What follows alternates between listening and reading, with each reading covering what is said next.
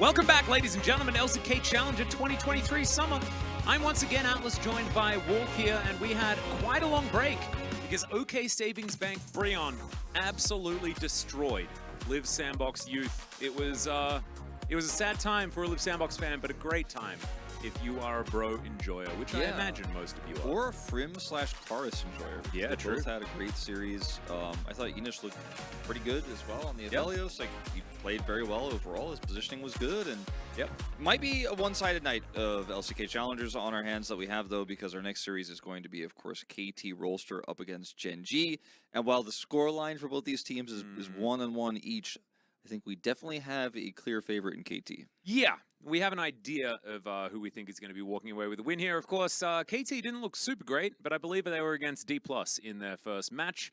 And then they went on to absolutely destroy after that. So hoping to see a continued bounce back there, and maybe Gen.G can surprise us, as they are quidless right now. Very difficult for a Gen.G, even though Quid wasn't even all that great. I felt like he was the heart and soul of that team. You know, the mid-Sejuani guy, now overstealing stuff in North America. He was the most popular player on the team, I would say. Yeah. And, I mean, we'll see. I mean, Gen.G has sometimes had some really fast and unusual meta reads. But, yeah, we, as mentioned, did have the 2-0. And we're ramping up for our 7:30 start time on this Gen.G versus KT. We'll be, you know, introducing the players and all that, but that one is coming up very soon. Yeah. And after that win for Bro, they were tied for 4th. They both moved down to 5th. Exactly. That's what I just saw as well, Wolf. We had the whole thing locked up. We had Bro, Gen.G, KT, all of them at 4th place at the beginning of the day, and already KT has plummeted. Gen.G plummeted to 5th place, and now the only opportunity is to tie with Bro. They need a 2-0 in order to do so. If this is a 3-game series, then we will have that full separation, 3rd, 4th, and 5th. But that is not the case now. Gen.G Global Academy versus KT Rolster will be the matchup that we're looking at here for this evening. And yeah, I think it should be KT favored, but Gen.G, they may just have some tricks up their sleeve, Wolf. We'll see. They certainly could, as Carfe is making faces here. He is indeed. Ophelia has replaced Quid, and we talked about this a lot last week, you and I. His hair, man. His hair is great. His play at his peaks was also great. I think that he had a bit of a rough one last week, but we'll see if he can bounce back in a big way. Lospa has a little bit of LCK experience himself. He's the Alistair in Good Job Alistair from that moment where Ruler was like, I don't know who this guy is, but we're playing together. Yep. And, you know, Zest and Winner, 2 players that I think have kind of been middle of the pack in their role here in Challengers, but the team as a whole together just hasn't been able to pick up those big wins.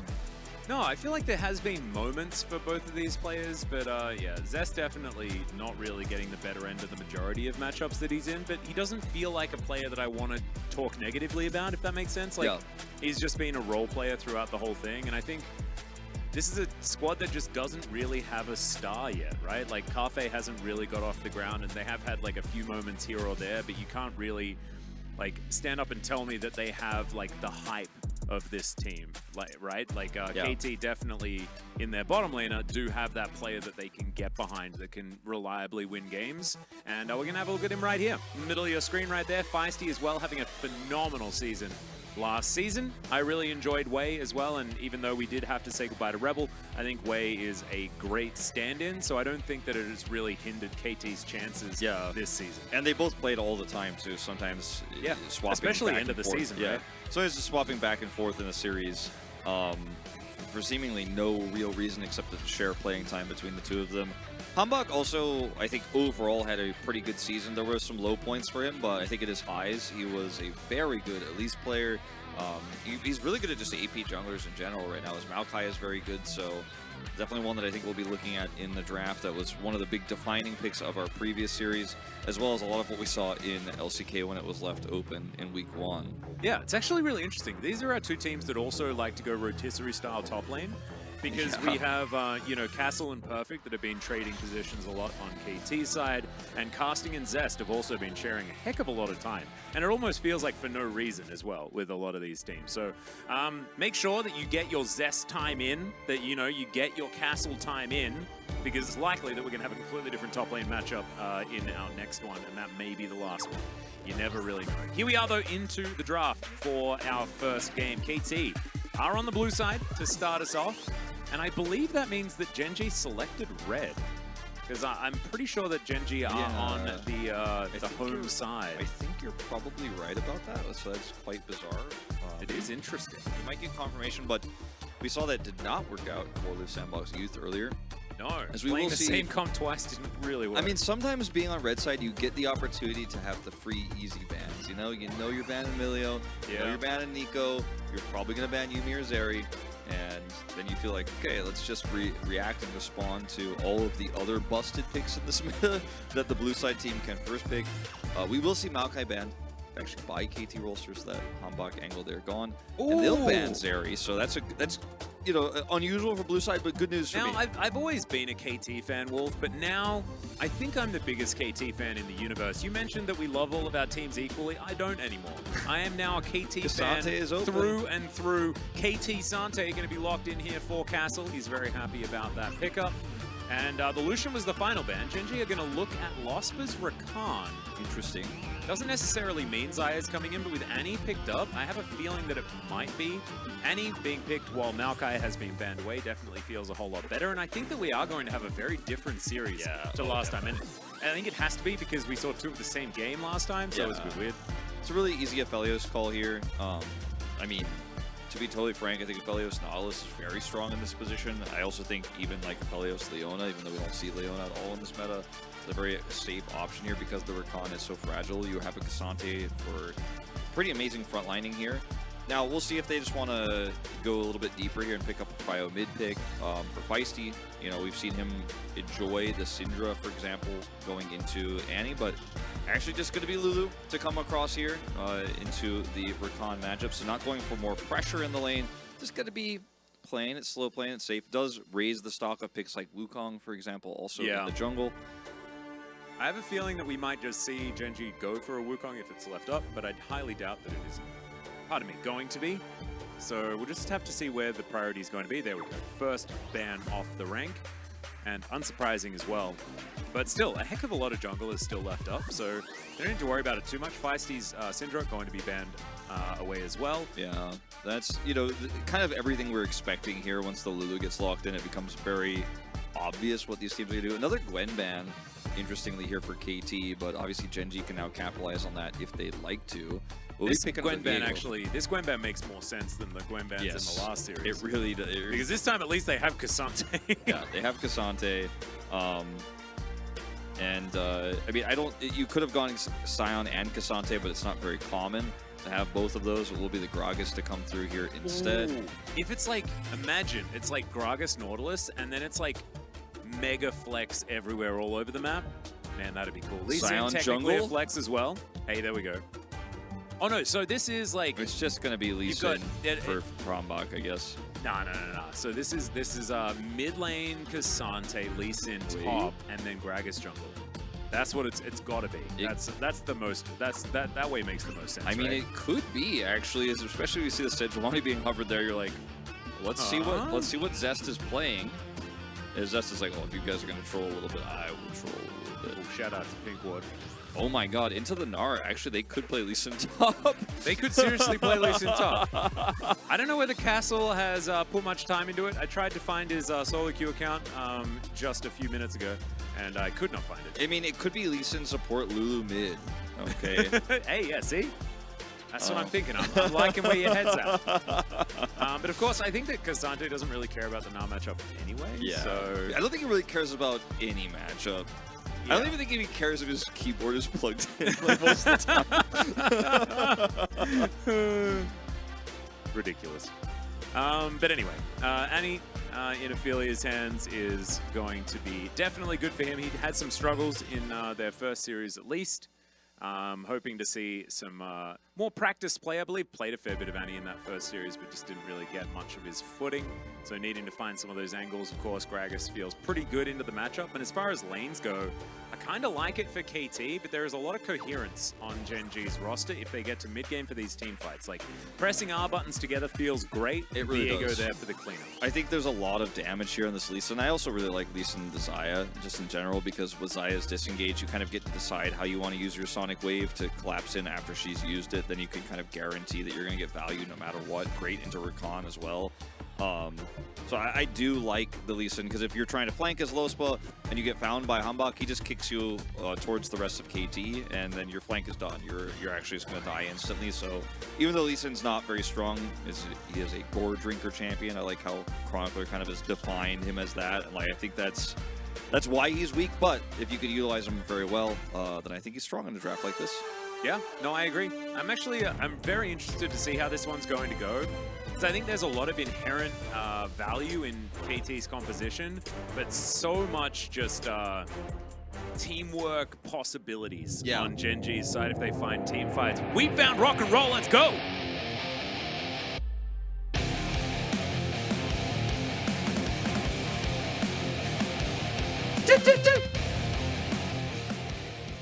Got it. Hell yeah, every time, baby. Every time. Let's look at this debonair chap in this jungle. Roaming around, got his gigantic keg of wine. Having a great time. Feisty, of course, one of our favorite players from last season. Yeah, he was one of my front runners for MVP, and I just thought he was so consistent on a wide variety of champions. And his Syndra, for example, was drawing bans all the time, even when it didn't make sense because he was so good at it. Yep. His lane prowess is fantastic. His jungle 2v2s with Hambak were really, really good. So when you said his Syndra was drawing bans, I almost heard you say Syndra was drawing bands, like as in like bands, because we were talking about rock and roll before. Yeah. No, if she was to draw a band, tell me which one it would be and why it would be Evanescence. Well, I was actually kind of I was thinking it was going to be like Linkin Park, but similar vibe. Yeah. Similar vibe.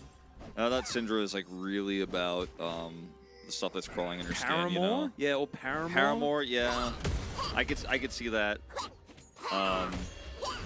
Who else? Like, I'm not really feeling like Sum 41 or anything like that. You know, it's not quite the vibe. Yeah, a little bit too upbeat, I reckon. I feel like she would be a little more like maybe like Trapped, you know. Just a bit headstrong listener. Yeah. If Gragas was going to choose a band, it would be Real Big Fish. 100%. Yeah. 100%. What about Gnar?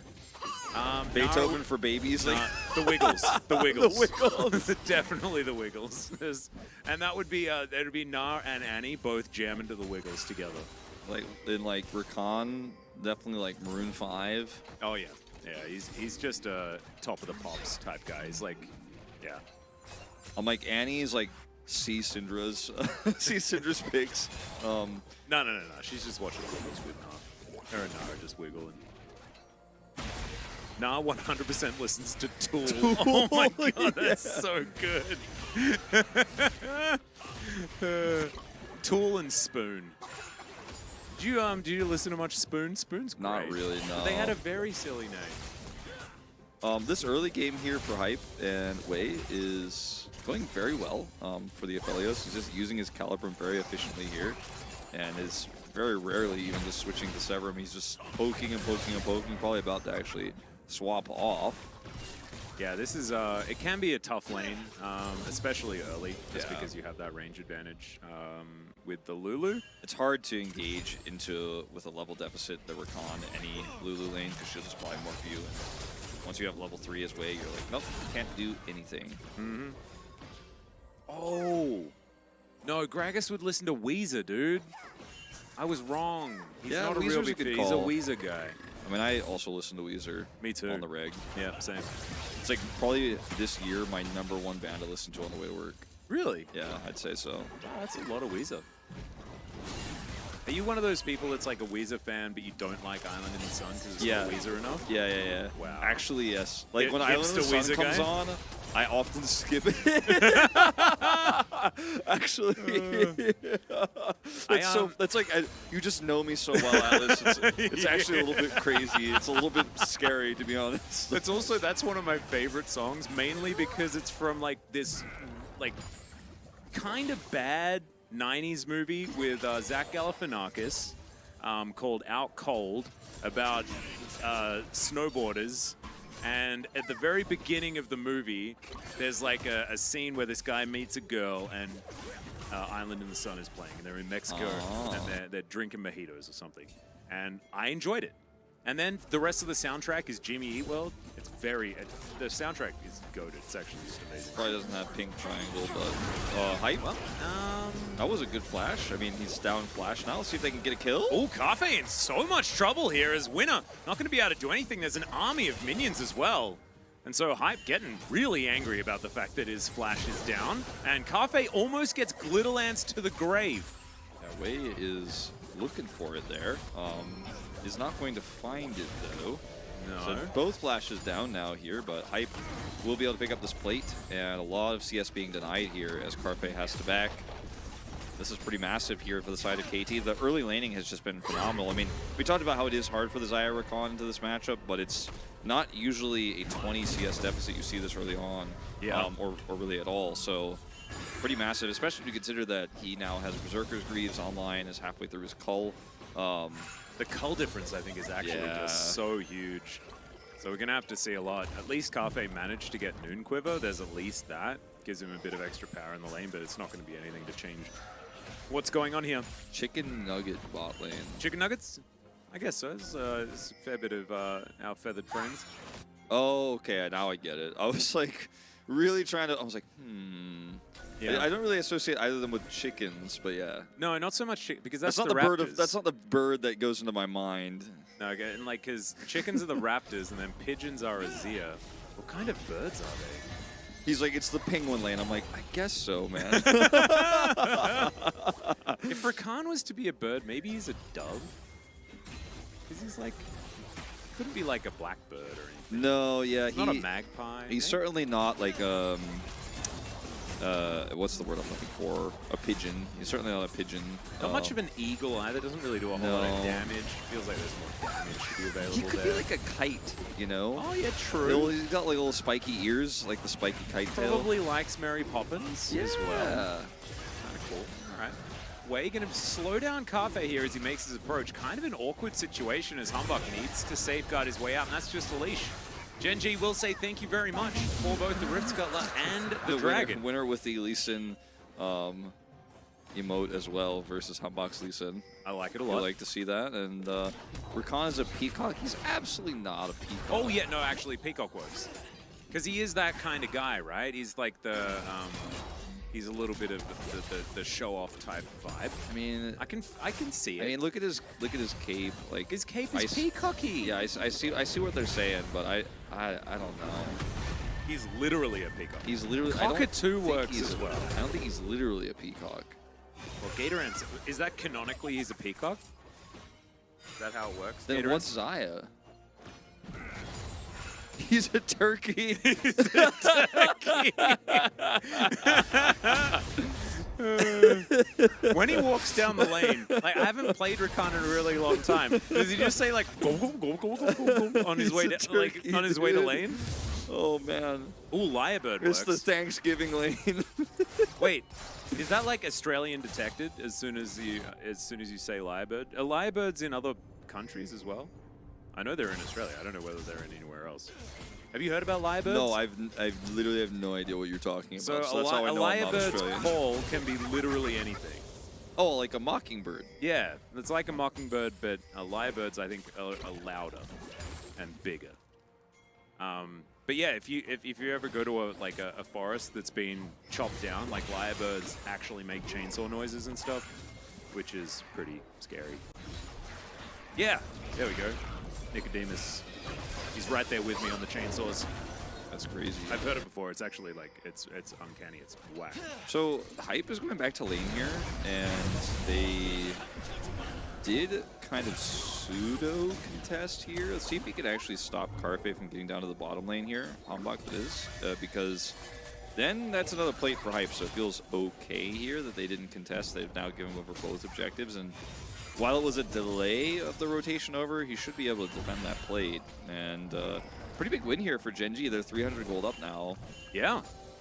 And I wonder what can actually be gained here by KT, because you can see they're giving up a lot of stuff. And of course, like, until Lee Sin gets level 6, he's way less powerful, and there are a lot of things that really do point to KT wanting to fight more around the mid-game than in the early stages. But still, I think this is great capitalization by Gen.G and showing a lot of proactivity in this early game. And Winner's farm has been kind of out of control. He's up several camps here, and I think that's part of the reason why Gen.G have that gold advantage, despite the fact that the lane has not been great for Carfe.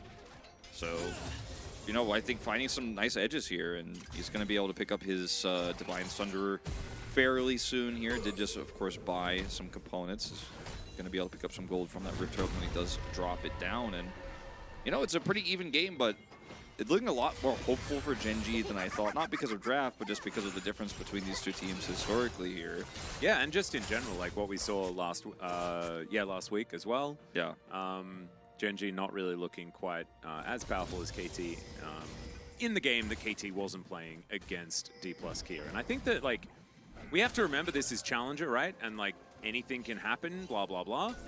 But still, it's a good look for Gen.G so far at the beginning of this game. We'll see whether they can hold on to this kind of lead, because KT, it's at the point where now if they find that skirmish that they're looking for as Humbug, they're gonna have to flash away, actually. Yeah, that was a little bit odd.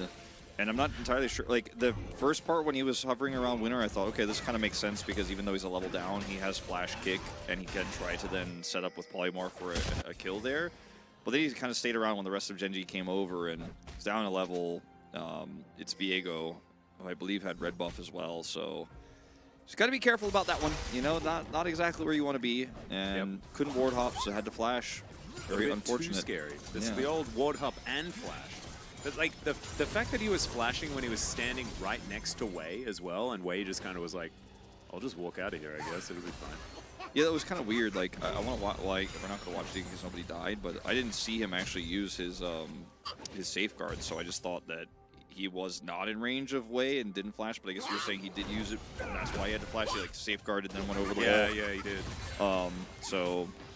But then, like, while he was doing that, Wei was just like, I'll just wander over here. Yeah, he was just kind of nearby. Yeah.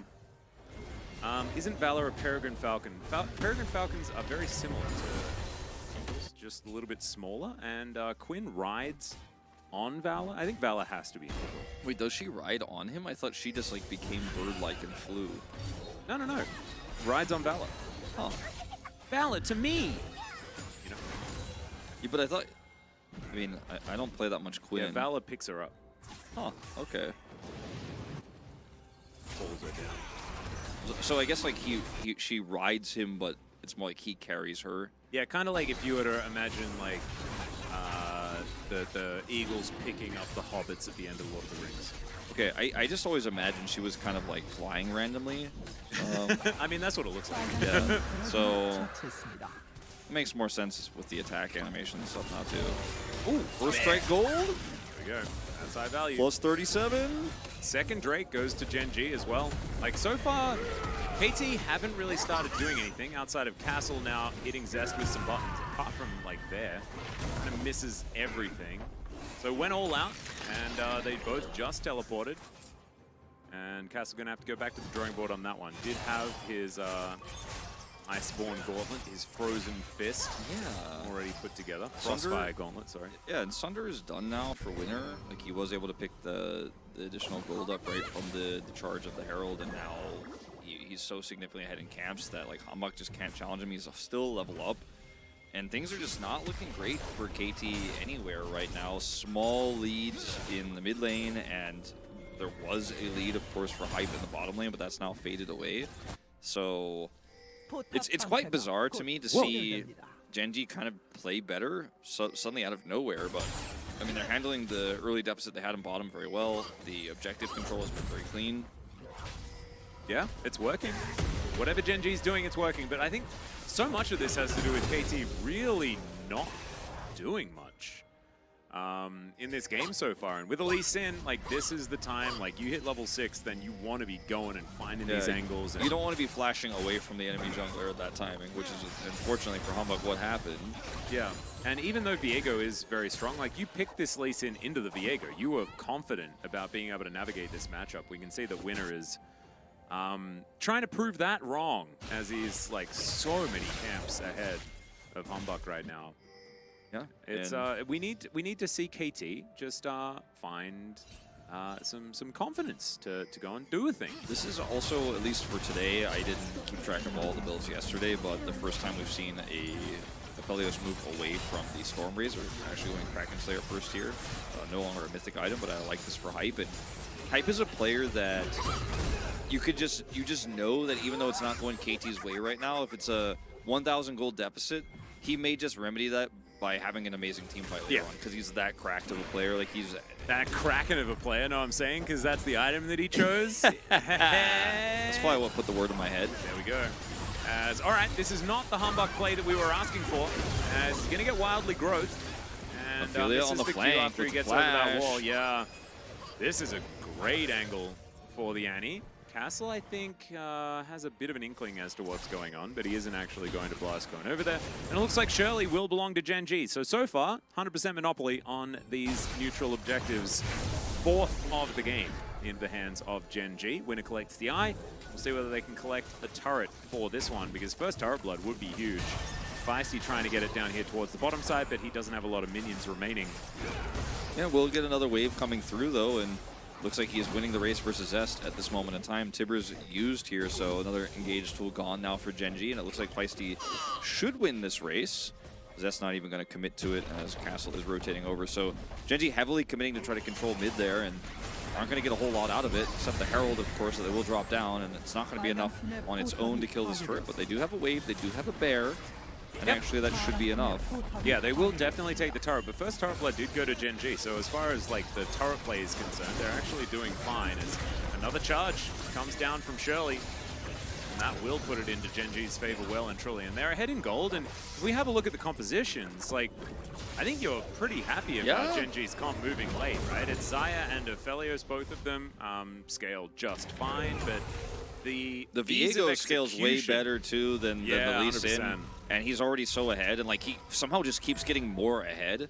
Like, he's about to be just straight up 40 CS ahead in terms of the camp lead. He's like 10 camps up. That's insane. It's just wild how quickly Winner has been able to just hard farm while also making somewhat of an impact on these objectives. Like, he has been on all of them, right? They've taken now 3 in a row, or actually 4. They got both Heralds, so both Heralds, both Drakes. He's been involved in all of that. He helped contest the second Drake to then get the flash of the Hambach, for example. And now he's going for 5, right? He's rotating over here. He's on the Drake. They have prio for spawn. And, you know, you and I were saying, like, maybe we have a 4-0 day. Like, it's looking like KT is going to be the massive favorites. But right now, I mean, Gen.G is outclassing them in every single way. Sure, hiccups in the laning phase for Carfe, but mostly this has just been Gen.G in complete control start to finish. Yeah, well, we're not finished yet, but you know what I'm saying. Start until present. No, I 100% agree. And I think, like, Hambach is going to be here. Does at least bother the Drake just a little bit. But Winner's going to pick up that aggro.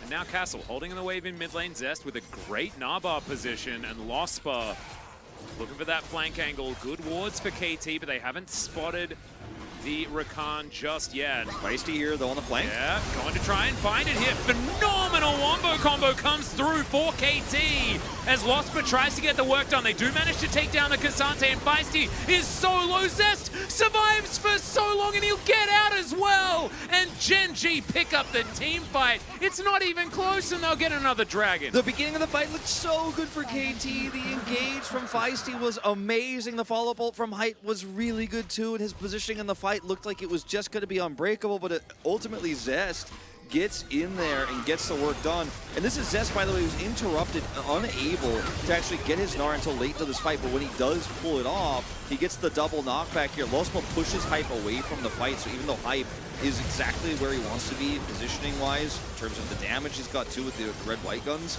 it's just too little too late. By the time you can actually get in there and do that big damage, the autos are coming through. Like, positioning pretty good with the zoning there from Lospa, also fantastic. And that was just a good fight from both teams. I think KT started the fight off brilliantly, but Gen.G's reaction and the turn was also amazing. Yeah, I think Lospa's positioning in that backside, being able to get in at the right time, and I like the target selection, right? You kill the Viego, then you stop the issue of all of those resets, right? Like, the team fight could have potentially been worse if he survives there.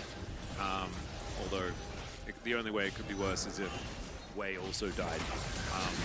Yeah, but I mean, I know what you're saying. But it wouldn't have seemed as close. It wouldn't have seemed as close. It would have been way more decisive, way more one-sided. But still, as you said, like, they did crushingly win it. Now they're up 3,000 gold. They also got the Drake, so they're on soul point, which is not an amazing soul for this team, unfortunately, but you know, it's still valuable, yep. No doubt. KT probably happy if Gen.G picks up the soul, because then they just like, go give for me the Elder. Flip. Yeah, like, let's flip on the Elder. Let's just let's see whether we can just make this game about one play. I mean, Lee Sin is very good at stealing objectives, so True. Might be the angle, I suppose. I saw someone in the Twitch chat was talking about that earlier, jokingly, but I mean, it is, no pun intended, a way for this to potentially go towards KT. Yep, first series was OK Savings Bank Breon. They managed to overcome Live Sandbox pretty comfortably. Yeah, that went into pretty much the same game. Yeah, they're like, it's game 2 or game 1 part 2, but it's even worse for you this time. Yeah, it's Al Renekton turned into an Ornn. The bad movie wasn't better the second time. No, no, this was the remake, but they actually just changed nothing. It's like, well, what? You could have at least got like a. They had one different actor. Yeah, Renekton didn't come back for the sequel. Yeah. It's like Robin Williams not deciding to do the genie voice in the Aladdin TV show for season 2. Yeah. You know, and you're like, oh man, I don't even like this show anymore. Although I actually liked game 2 for Bro, so maybe it's a bad metaphor. But you never know. Yeah. That's just gonna get this whole turret uncontested. Doesn't even have a hull breaker. He's just down here breaking holes anyways because no one is matching him. No one is pushing sides. There's no cross map here for KT, and during this time where before the Drake spawns, KT just want to hard farm and get that second item online here for the Aphelios, but he's just, I mean, he is farming. You can see the gold that he's 400 gold behind, but he doesn't have it, and like he's going to need it. I think he will have it before this Drake spawns, but otherwise for KT, you're just giving more money over to this Narc. He's now on 2 items. I mean, it's all coming up Gen.G right now. No, 100%. And Cafe will be just as good as a late game carry as Hype is as far as their champions are concerned. So it's not like KT like, oh, it's okay, we're scaling, because Gen.G are also scaling, but they also have way more money. And it's just not something you're going to be able to lean back on unless they just trust that Hype is a way better like late game carry player himself, which you could argue that. But look at, like, Winner is still ahead by forever on Humbug right now. Like, this Lee Sin has done practically nothing. Feisty as well hasn't really been able to find the angles, and this time Ophelia isn't getting caught in weird positions. That's what we were seeing in their previous series, was Ophelia looking a little bit weird, right? Like, always being Annie caught out. It was actually like the problem as well. Now it's like part of the solution. Yeah. I mean, looking at the Aphelios Scale Force now being done, this is a fight that KT needs to win. But also because of what you were talking about with the Elder Flip situation, as well as the lead that Gen.G has, Gen.G can actually just say, like, we'll trade that for a Baron, in fact, or we just won't opt into this fight if they don't feel like the setup is good enough. Now, KT clearing this vision on Baron and starting Baron, I think is like arguably one of the things you can't do as KT right now, but Gen.G with no vision at all are very timid about this, and see if KT gets away with it. Good angle right now. Yeah, this Baron is extraordinarily low. Winner can get over that wall. It's in they go. That's a Cassante play. If ever I've seen one, Featherstorm does come out, but they do manage to trade for it. Cassante's dead though, so is the Lulu, and Gen.G, they just have too much availability. And I don't know whether Hype can do anything. He hopes, he prays, and the Gragas walks away. And it's Hype that's in the death chamber. That is going to be a decent timing for a Baron for Gen.G. It's the best it could have gone for KT. Like, they somehow caught Azaya at the beginning of the fight, who had flash and ult, and Carfe still was able to survive for a long period of time, but KT took away the biggest threat. I think the real winner of this fight, or the real savior of this fight, is Ophelia, who has so much damage with the Leandries coming through. As Castle is able to yoink this Zaya into no man's land, and then Carpe, yes, lives, and they turn on Castle, and it's a trade. But look at the damage off the bear. Look at Lospa coming in for the follow-up. Zest doing so much damage here, even in Mininar form. And once Hype is dead, it's just done. I mean, before he's dead even, it's done. Once he doesn't have a front line anymore, it's just over. And that is going to be the Baron and the Soul going over to Gen.G. I don't think this game could be more one-sided. If things continued as they did after the first few objectives, I was like, well, there's just no way if KT don't do anything. And they decided to make their stand on trying to flip for a Baron rather than trying to use the prio they had to try to take the Drake. Interesting choices. And sometimes you like realize that you're really far behind, you've lost control of the game, you have to go for a Hail Mary. I respect that. But I think Gen.G chose exactly the right time to engage, because KT had to make a very, very quick decision as 5 people whether to turn or whether to burn. And they didn't make the decision very well, but not very many teams would be able to very effectively turn on a dime in that moment to either get away from there or not. And with the Baron extremely low, like, it's a tough one. I mean, Castle definitely, he was the only one who really knew what he wanted to do, and yeah, it was kind of a risk that he took because of the disengage options Carfe had, but he still is unable to kill Carfe quickly enough for it to be impactful, and he ultimately dies too, and then the rest of the team is like, well, that's it. I mean, it's Nephelios off. We can't actually continue to fight anymore without that. By the way, pretty good trade for KT. Outer turret mid lane for inner inhibitor turret and inhibitor. Yeah. I think you'd probably take that because you get bounty gold. So it's pretty good. Not bad. And this is crazy. This is just not the KT that I was expecting to see in today's game. Not at all. I mean, and also, like, more than it not being the KT, I feel like it's not the Gen.G I expected. I think Gen.G is playing very well, and big improvements have been made since we cast them last Monday. And I mean, like, it's kind of rare to see teams make sweeping improvements, especially in coordination, this quickly. It usually takes multiple weeks, right? And sometimes some substitutions and some moving of pieces. Not so much here. It's just the same roster we saw last week, playing way better. Yeah, 100%. I think Winner as well is the... Like, Winner and Ophelia together are my 2 biggest standouts for this game. Zest has had a good game, too. Yeah, no, I agree. I think it's just been Gen.G playing together as a whole so much more coordinated than we've seen in the past. It's really weird too, because like when I'm going down the list, I'm like the only person I feel like who can't get POG right now, and like they might make a play to get it, is Carfe. Like Lospa's also had an amazing game. Like the whole team is just playing so well right now, and KT. It's been a game where Hambak is invisible, but otherwise no one is really messing up. You know what I mean? And the beginning of the fight that they almost won earlier on, not the Baron fight, but the previous Drake fight, like the start of the fight was clean also. It's not that KT is having an off day as much as Gen.G is having an on day. I agree. I think that, like, I think there are some aspects of it, sure. It is an off day just because KT aren't doing anything. Like, that's the kind of off, you know? Like, they forgot to turn on. Like, there's just...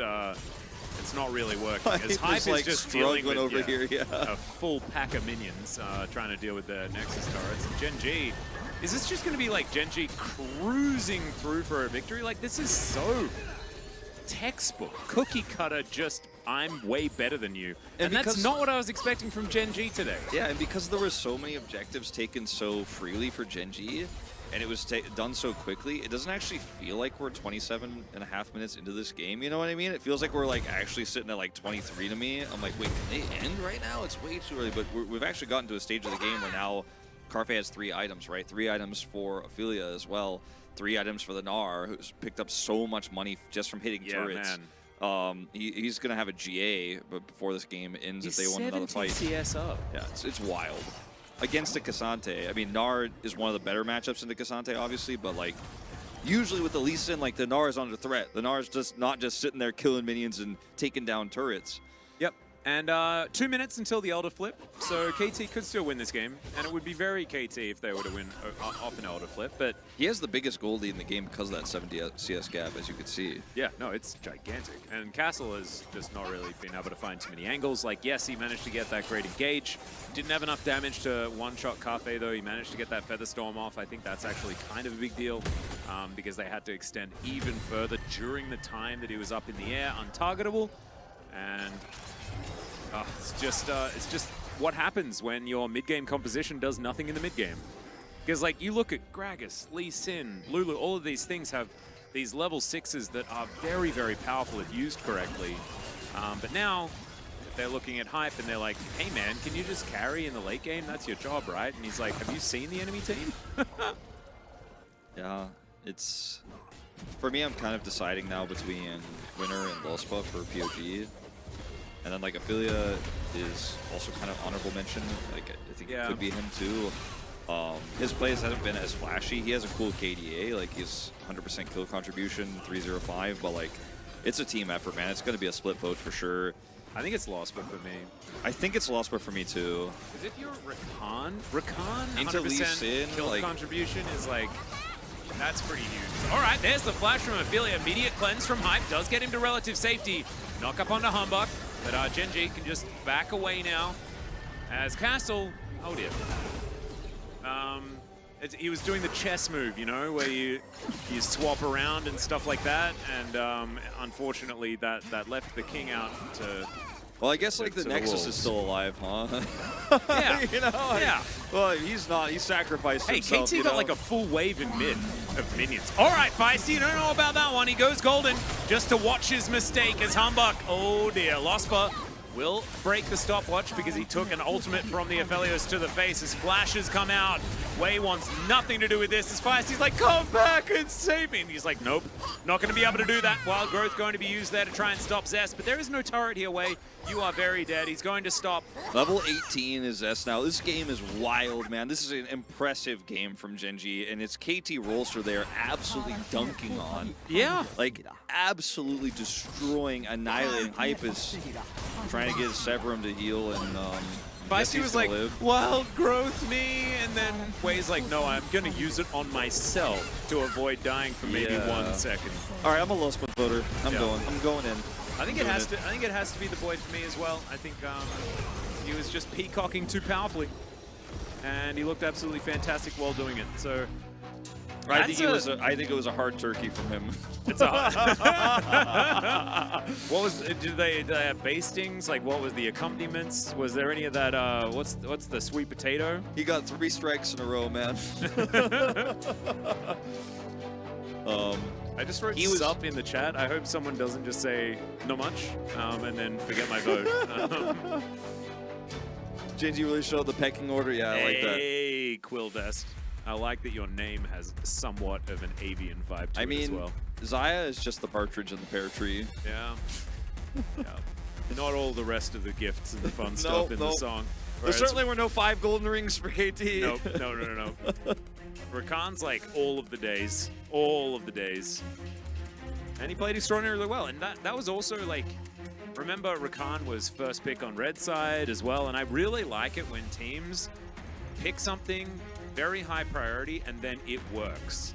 And that's what happened this time around. And last time, like on the other side of the thing, like KT, K'Sante first pick, and it really did not quite work. Yeah, no. As we can see, almost tripled by the damage output of this Gnar. And I really don't think they had to pick Lee Sin here. It felt like they were trying to prove something. And in Xayah Rakan, like I was saying before, I do like it like more than I normally like Lee Sin in this meta because I don't think he's very strong, but it just really did not work. He did very little this game. He's getting out damaged by Lulu. Wasn't it, unfortunately? He just really didn't find any angles or didn't look for any angles, right? It was KT, it kind of looked like they were asleep. It might be that we get a better performance out of them in the next game, but I'm hoping to see more of this from Gen.G because we know that so many of these players have been doing this for a while, and Winner is the one that's going to pick it up. So just having full control of that jungle, I think so much about this jungle matchup had to do with us looking at Humbug not doing so well, and maybe we didn't give Winner the right amount of praise. It was between him and Lospa for me, but I thought Lospa's team fights were very impressive. But yeah, a lot of the map control and the objective control, like both early Heralds, obviously, and more than the Heralds, like the first Herald and the first 2 Drakes, he was exactly where he needed to be, forcing that flash on Humbug as well early on when Humbug made a bit of a mistake. Kind of just turned the game into Gen.G control early on, and then in the team fights, lost but popped off. So I think both votes would have been fine. Yep, and at least his name's correct for this particular game. That was the sad thing about last season. They didn't win very much, and so he looked a little bit silly. This time around looks fantastic and has a POG under his belt. I think it's a bit sad just because Losper's engaged that won them the game was so incredibly beautiful, but I think it is definitely a team effort, and getting themselves to that position was largely to do with Winner being able to take control. So really nicely played, and it just shows like you don't necessarily need to be the flashy one to be the one that picks up the POG. And he wasn't that, but he definitely contributed fantastically. We are going to go to a short break, guys. When we get back, game number 2, we'll see whether KT can bounce back.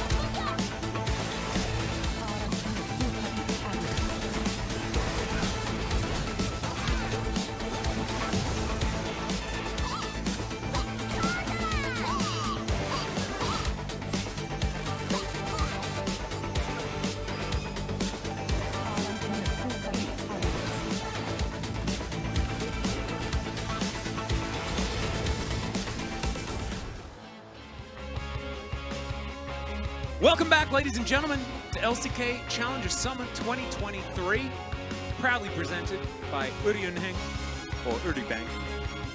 And fans here in the audience to see Gen.G and KT, but they haven't seen KT yet. KT didn't really play the game in Game 1 and then got slaughtered. And Gen.G just outperforming our wildest expectations. Really beautiful play from them. Huge shout out to Winner picking up POG. I think his Viego took control of the jungle, but largely because he was uncontested throughout the majority of it. He literally, the jungle belonged to him. He ended up going up 40 CS 10 camps ahead. We do have a substitution. We will be seeing the top lane swap. So Castle is out, Perfect is in. We don't know. Actually, no, we do know. Confirmed no swap on the other side. Yeah, we also, I was going to say we don't know, but we actually, in fact, do know that KT picked red side.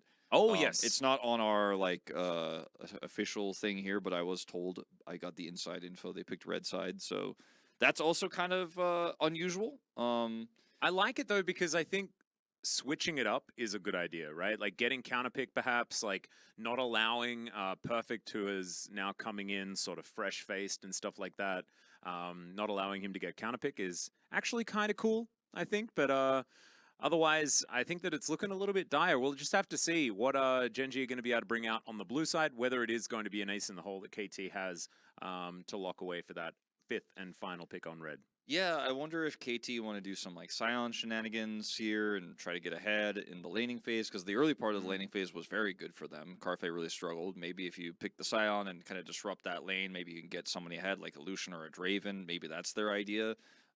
I could see it. Yep. I don't think we're going to be seeing any Zeri. I think that's going to get banned again. So I think maybe a Rakan ban might come through as well. I think investing into one of those. KT have less ban flexibility because they're the ones that have elected to go onto the red side. And I think that's the main reason why I find it a little bit quizzical, because you can't make those draft adaptations in the bans if you're red. yeah.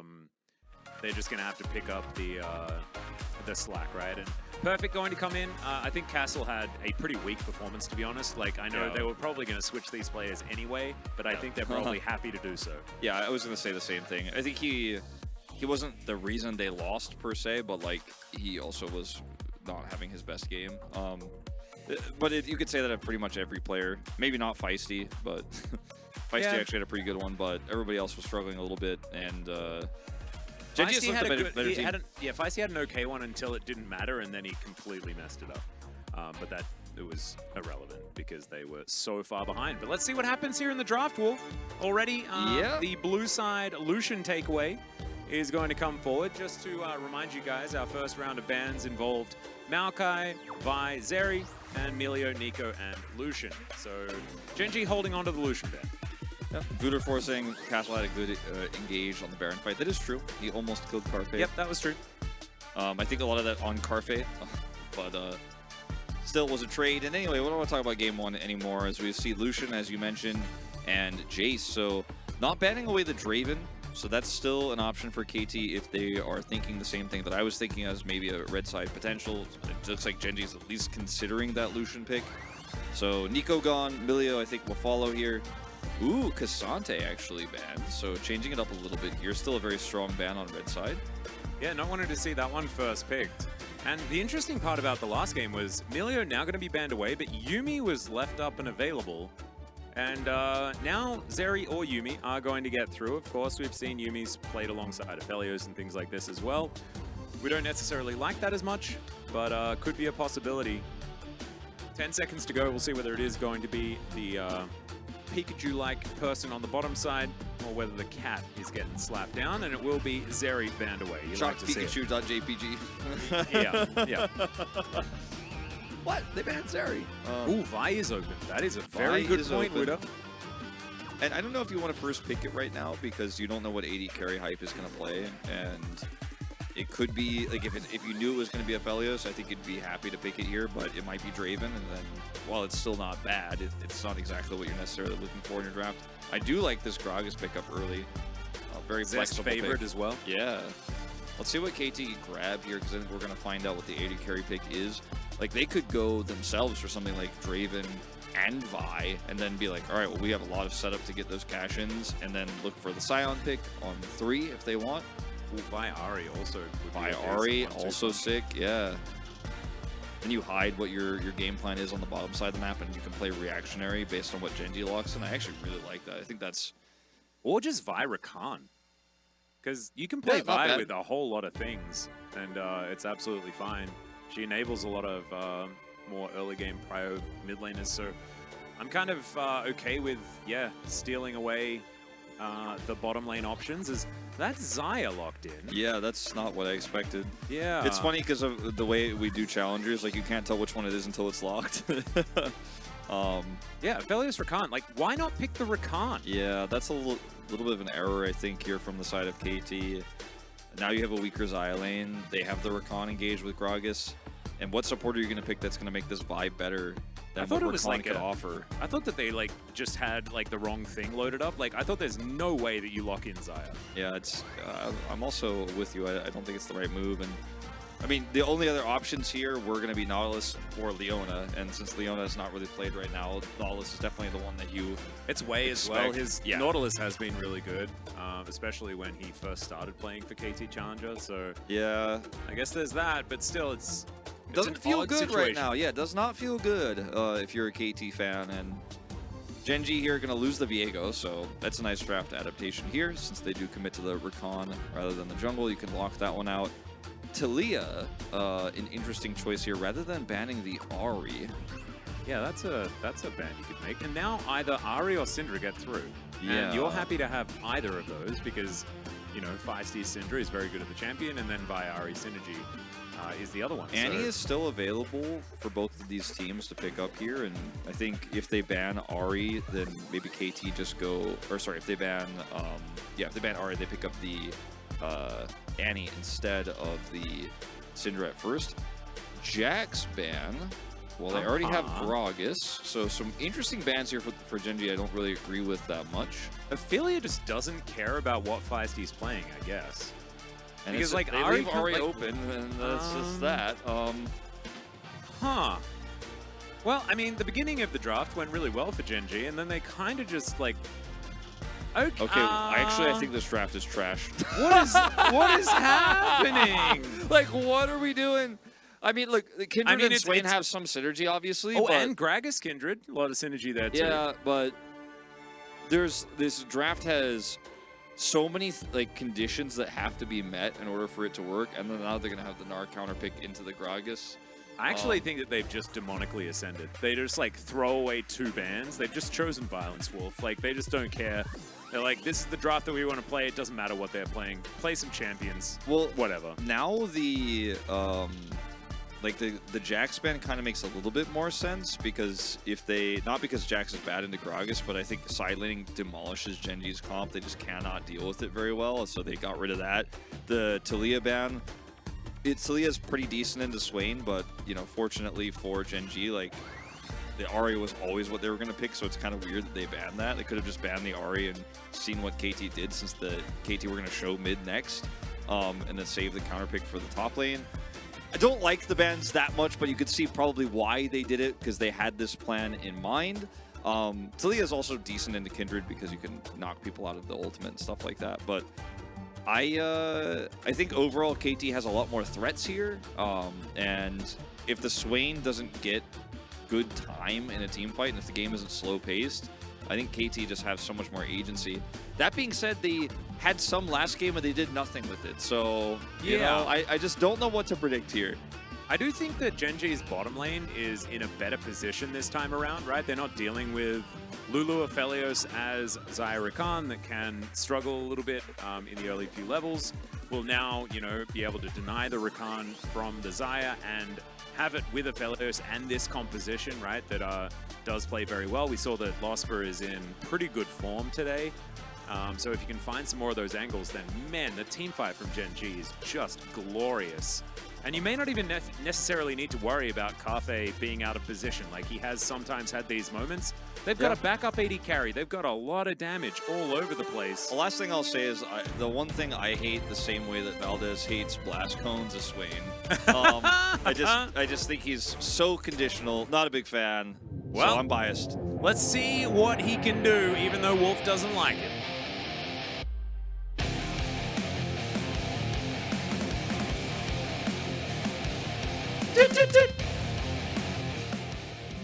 It's going to get to the point where we don't even mention it because we're so good. Yeah. As Ophelia and Feisty now just hanging out in this mid lane. And one reason, just to defend the Swain just a little bit, you'll have to bear with me, Wolf. I apologize. No, it's okay. I mean, I want to hear about it. And like, I could try to defend it even though I don't like it. Yeah, some of the mid lane changes with minion timings and things like that does mean that champions need to stay in mid lane more, and that helps Swain. It really does. Because he doesn't move very fast. The guy has a cane. He's just, it's like him and Victor, like they just want to stay in their lane, And so this will help with the fact that Feisty is an Ahri also, does have a lot of mobility, but it's not necessarily a Taliyah that they banned away that can get to side lanes very quickly with things like the Weaver's Wall. Just have to see how it is all going to shake out here, because this is obviously a plan for Gen.G. They knew what to expect, and they're like, all right, it's time to do it.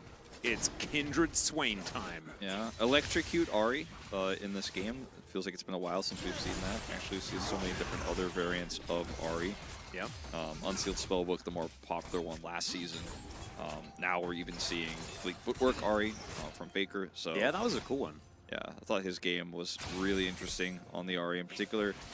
And in the early levels here, the Swain can just constantly Palpatine hands. Yeah. Level 2, really nice timing here from Ophelia. Actually gets the lockdown here on the Feisty, and that's a lot of damage. But what happens when we get outside of the lane and when Ophelia is not just kind of lane dominant here, looking for pressure, is where Swain becomes dependent on a really clean team fight setup, and he will get a ton of value out of the Kindred ultimate. That was so close. Carthay. We got to check for third-party programs on the computer. That was very cool. He Really did nice have a sidestep. ward to help him out with that, but the reaction time was pristine. Yeah, really nicely done. Anyway, Zest here just getting Mega Nard for a moment as the house does come through. Looks like the Oktoberfest Gragas is just having a great time, as he would in Oktoberfest. That seems like that's like Gragas' type of party. Yeah. Just watching the Swain do Swain things. It's been a while. Like, Swain was really popular last year, I think around the early summer season, and then he stopped winning, and that's when I started to hate him, and that was like the beginning of my love-hate relationship with Swain. And Last Worlds was when I fell back in love with Swain, though, because of that one Showmaker game where like every E was targeted. That and was he hits, so like, sick. hit like 5 in one team fight, and it was just unbelievable. So he certainly can work as Wei is roaming. Humbug's here as well. Ophelia, I think, might be dead. Don't want to give anything away, and that is going to be first blood very comfortably for Humbug. bit of a forced play here from KT, but Ophelia doesn't flash, and that's all it takes, you know? Yeah. Watch this one more time. I don't think he could flash. I think he was just dead. Yeah, well, Feisty flashes into... just moved away. Yeah, and Feisty also goes basically into point-blank range with his flash, so it's very difficult to flash second in that case because he could just wait for your flash and then hit you anyways and react. So, yeah, not ideal here, but it is going to be Winner now also, taking a ton of damage. Yeah, Ophelia not going to be able to find Humbug there with the Never Move. But it looks like Winner was able to grab at least a mark or two. Don't know whether there was a mark on that Raptor camp, but I'm pretty sure he did manage to get the marked Scuttler. So that is certainly good news, wanting to get to 4 as soon as he possibly can. I'll just have to keep you updated on the amount of marks that he has managed to pick up, as Perfect is continuing to be frustrating here for Zest. He went for Green Smite, which is pretty common on Kindred. We both junglers going that in this case, so some additional mobility. He's going to be, I don't want to say a second AD carry, but will be a really big source of attack damage in these fights. And Ophelia is now, because he still has his flash, like somewhat safe, knowing Feisty doesn't have his own, but I'd like to see maybe an attempt to force Feisty out of lane Lospo. This is a little bit aggressive here as Hype takes 50% of his health bar. There's the Gravitum. Winner's Gravitum's going to good. rotate down.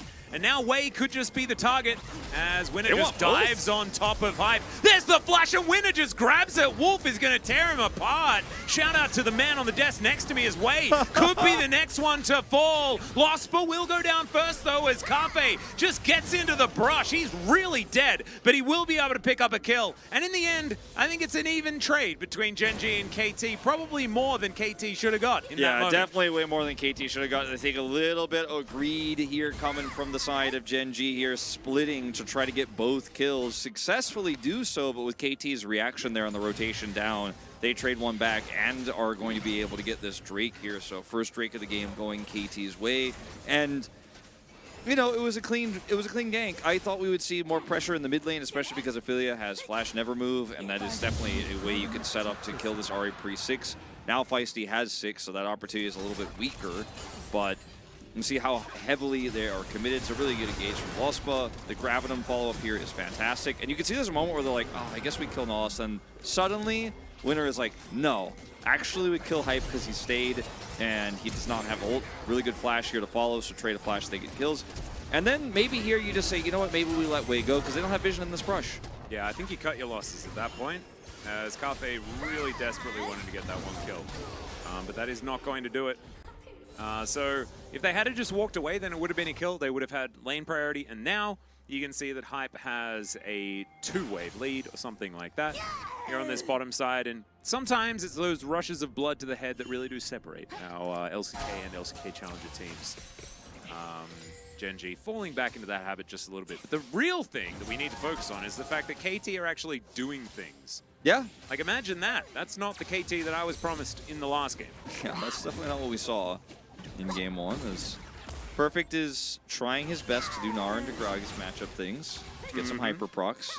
Zest trading back as best he can with Comets, as both of them have used their first teleport. And now we're moving into first Herald territory here as we get close to 8 minutes. KT do still have Prow here in mid, and on the top side of the map, obviously in the Gnar matchup, they have a lot of control. Gen.G, I don't think really want to contest this. I mean, they would love to if they had the power, but they do not. Winner, I mean, he is level 5, no ult to save him here, and that basically seals the fate of this Herald, you have to think. Yeah, Winner desperately wanted to try to get over here and actually grab himself one of his camps, which he will be able to secure. That is going to give him level 6. It's actually kind of huge. As Vision of Empire comes on through, it's a great cast. It's a fail flash as well. And that is a kill going over. That's another mark as well for Winner. He was sitting on 1 mark for so long. This is actually huge for Gen.G. 2 kills now on this Kindred, and that's the second of the game for him, but it's just a fail flash here and an overextension. Oh man, Humbug couldn't have messed that up more, I don't think. Yeah, I am 100% with you here. And he tries to commit for the steal here with Zest available with Flash, Body Slam, with Cask. Like, so he stays there greedily, then decides he's going to actually turn this one around with perfect Gnar bar expiring, then fails the Flash. Not the best passage of play here for Humbug, unfortunately, after having a very rough Lee Sin game at the beginning of this series. It's not his night. No, it's not really working out. I think you just eat the Vision of Empire damage and then your Vault Breaker should be back up. He had about 3 points into it. So, I don't know. It's an interesting situation, and we're, of course, hindsighting just a little bit, but I don't think we quite made the right choices there. Could have just kited back and waited for the engage and tried to play around Herald. They had so much control. It was just so much greed. Yeah. Well, Humbug now going to be moving over towards the Wolves. Winner wants to collect his 3rd mark. I mean, Winner is so strong now. He's got Kraken Slayer. He's just going to come in here and say, you guys have no chance of taking any of this jungle. And Lospa is also here to support him with ult, with Flash. Ooh, that was close. But Hype now going to get the Blade Caller as okay. Oh, they get on top of it. That was beautifully done by Lospa there. That could have been really, really poor if the timing on that Blast Cone was any worse. We could have seen like the Peter situation, if you remember from last season. Yeah. Oh no. I mean, I can almost hear the Benny Hill music with this game, though, as these two teams are taking leads and small advantages and trying to get basically win the whole game out of a small lead and keep tossing their leads back to the other side. I thought for sure after they stayed that long there that maybe we were going to see another throw here from Gen.G this time, but they do get out. Yeah. No summoners had to be used. No ultimates burned. Everything's okay. And kind of worth as well, right? Because that is a 3rd mark now picked up for Winner. He just needs 1 more to extend that range. And so that is certainly a very happy time for any Gen.G fans. Ooh, Raptor Camp going to be the next one. And Humbug is on a reset right now. Winner will spot the fact that he has been seen and then looks to go towards the Rift Scuttler instead, and I think that that's actually really smart, not wanting to go very obviously into the enemy jungle. Yeah. Someone in chat saying it's clearly Swain carrying the game right now. I think that's obvious, yeah. I think this is all like Wolf's a dummy, and it's just the power of the Swain. I think that's it. Always Swain is just so busted. Yeah. There's nothing you can do. He's literally perfect champion. Yeah. He's just not played because it's unfair. Yeah. To other teams. Like, teams just like to be respectful, but Gen.G, they're... No, he's just so difficult to play. Like, you just need to have a skill level like Ophelia to even lock in the champion. Like, you need to get your Swain certification, and, like, Ophelia has it because, like, he's a great player. Like, Showmaker has it because he's a great player. Like, there's just not very many people that have been certified, like Swain certified. Because it's so tough. As Shelly going to get a bit of a charge here into this mid lane. They don't grab the next plate, but it looks like Gen.G are looking towards this Drake that is going to be on offer. They gave away their first dragon of the series just earlier on, and are now looking to remedy that by evening things out. Feels bad, man, not able to clear it. Some additional vision here is KT have them trapped. Yeah, that is going to be the Drake secured. Oh. Are they going to be able to find the Lambs for Spiders? The question is, they may not even need it. Winner locks down the kill after a fantastic Moonlight Vigil. It is Hex Gates being set up as now Winner dives in. What is this? This might be a wipe. Frontline Kindred. He is a monster. Kafe grabs another.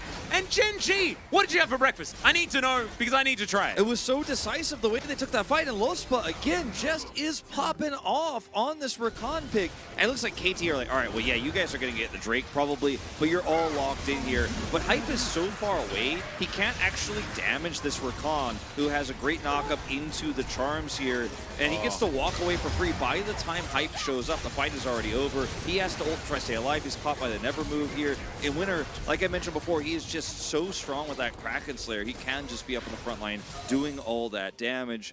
And it was just a one-sided fight from start to finish. His ult not even needed. Doesn't matter at all. Lospa, he's like, I'm really going to try to earn my POG. I didn't get it in game one. I'm hoping that when I vote for Ophelia and like his POG comes up, his picture is actually like him with his glorious hair holding up his Swain certificate, which just shows us exactly where all of this winning and power has come from. Call the LCK thumbnail guy. He can make it happen. Yeah, he can make it happen. Absolutely amazing. But no, he played that well. But honestly, this game is...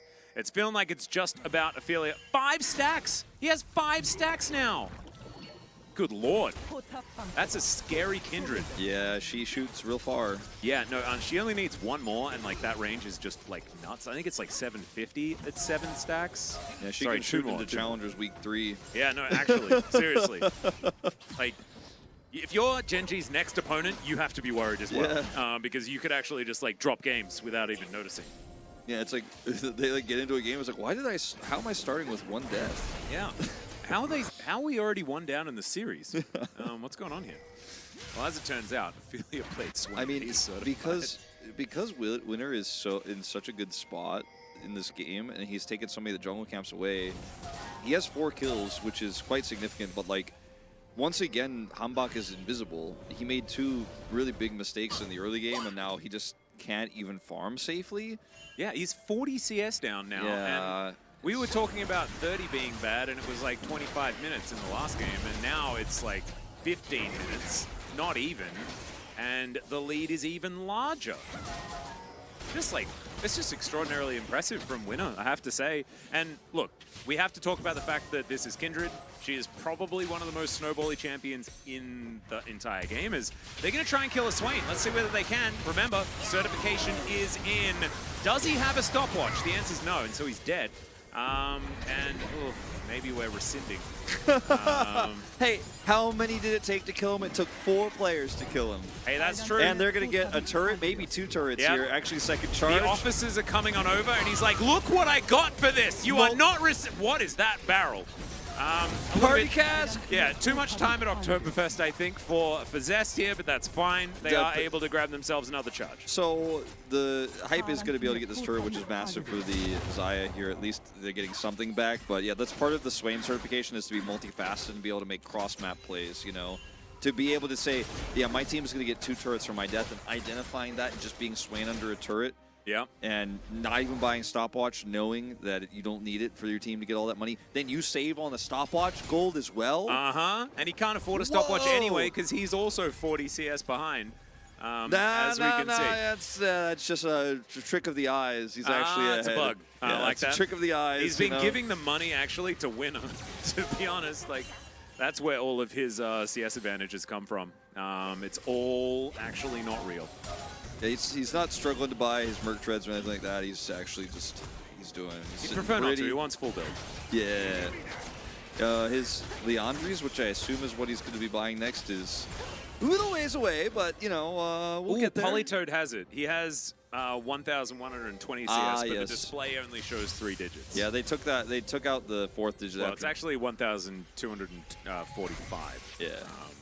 I think that's what it is. They took out the 4th digit after Teddy got 1,000 CS in that Jenner game. They were like, ooh, let's do away with that. 1,300 for both him and Bang in that game? Yeah, I just think Teddy got 1,000 first, though. Yeah, he did. He hit 1,000 first. He actually has the record for most CS ever in a professional game because he had the most CS in that game. And there you have it. Top 3 are 3 players from that game.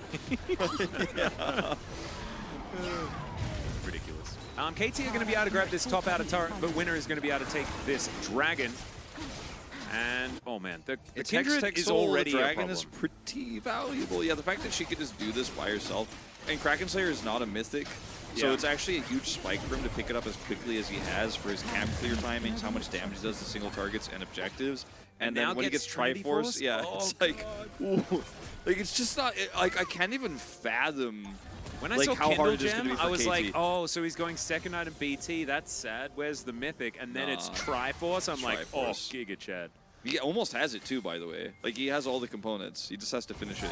Yep, just looking for a little bit of extra money here before he does go back. It's going to be his Wolf Camp. Then he goes home. Then we're out onto the map to look for the next objective. And they managed to get the first Hextech Drake as well. Is this it? He's buying it, dude. He's Yeah, getting it at all like that's happening. 18 minutes. This is how fed he is. This is actually kind of disgusting. This is like, no, he had to go and have a chat to Old Man Swain first to just say, like, can I have my allowance now? And he's like, yes, you can, my son. Buy your Trinity Force. So And there it is. I'm going to stand by, and I think the word I actually even used was trash. I think this draft is for Gen.G is not good, but when you get as ahead as Gen.G did, I mean, and like we knew there are some win conditions with this, right? Some of it's like you can cast people out of the Kindred ult, you can empower the Swain with the Kindred ult, and like it's a lot of extra And auto it's attack very damage. divey, right? Yeah. Like, the KT comp plays into Swain a lot. But the Kindred has not ulted this game because it just doesn't matter. Winner doesn't need to ult.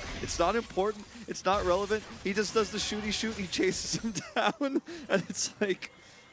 Yeah, no, we're actually just like, this particular Ori from Ori and the Blind Forest is one with all of the power-ups. You know, like, we're playing number 2, and we have got like thousands of hours, and we haven't even started replaying the game, you know? Like, he's got all the power-ups, he's made sure he's like min-maxed everything, and Lamb and Wolf doing a whole lot of work. And it's really warped how we have to look at this game as well, right? Because you might be looking at the solo lanes being like, oh, but their solo lanes are so far behind, this is going to be a disaster.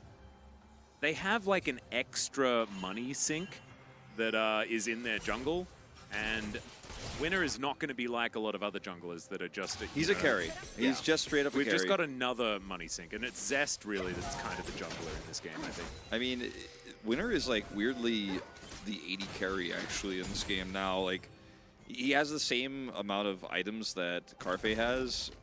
He's getting close to actually catching up to him in CS as well. Like, he's taken all of Hambok's jungle all the time, and just look at how quickly he can clear with this build.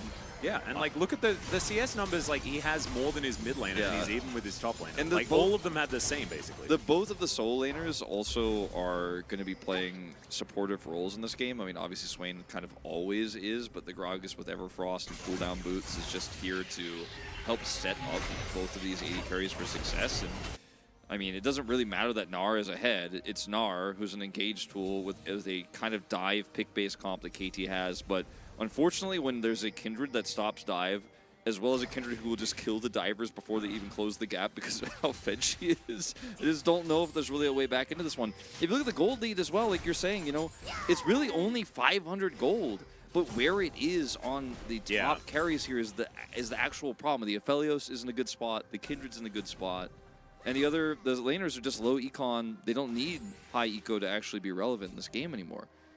Nope, Rylai's is done for Ophelia. That's basically what you need, right? Just walk up to them, slow them down a little bit, and allow Winner to walk over the top. And the thing is, like, if Winner has good Lambs or Spy timings, it makes this composition so easy to play, right? Like, Perfect dives in, looks for the big Gnar into the wall. They want 100-0, but if, like, Lambs or Spite's there, what's she going to do? And it's so telegraphed, right? Because it should be started with a hook landing or with cease and desist coming through from Hambok, right? To try and, like, force a fight, and Winner just gets to say, nah, prefer not to. If he wants to ult, you know, this game, I mean, he might not be interested anymore. Oh, that's true, that's true. He may not actually need to, because that requires him being under threat of being 100-0. And that's really not looking like a thing at this point in time. Kindle Gem now done, so he's going for third item, Black Cleaver. No surprises on that front. Oh, Horizon Focus collected here by Feisty, so one of those situations where the low damage Ahri builds, feeling a little bit sad, right? Because he is one of the strongest members of this team, him and Perfect, but Perfect's gone for the split push build as well with Hullbreaker now completed, so not going to be helping out in that team fight. And so KT, they have sort of thrown away that idea, right? They are going far more towards side lane, split push. They're just all-inning on the idea of it because they kind of have to. It's, it was pretty clean, and they're just not even going to contest this. It is not, luckily for KT, because they were able to pick up that early Mountain Drake Soul. It's just Soul Point, but KT they went Horizon focus on Feisty instead of the Cosmic Drive because they're just like, we need single target burst, we need to make that dive work. They're going to now try to start this Baron, but this actually could just be the end of the game if they get caught here. And there's a ward. There's actually 2 wards, in fact. Zest's gonna get charmed. There's the Everfrost as he tries to get over the wall. He does so, lands another party cast, gone to nothing. As there it is. Humbug not gonna find the Vault Breaker timing, but that does not matter because the Orb Deception was in the air. So Gen.G, they stop the Baron for the moment, as Charm is gonna go wide as well. Feisty back over the wall into Fog of War. And this is not a 50-50 I'd want to go for, personally. Still a flip. 2-level advantage for winner as well, even though that doesn't matter so much anymore. The Swain is just dead, so, all right. KT, if they can just pick them off one after the other. Yeah, are we just going to keep funneling in at this point? Yeah, I mean, you might just have that's to a flash now. Okay, winner going to be flashing away. Moonlight Vigil goes wide. And now Carfe is like, where did everyone go? Humbug also I'm afraid.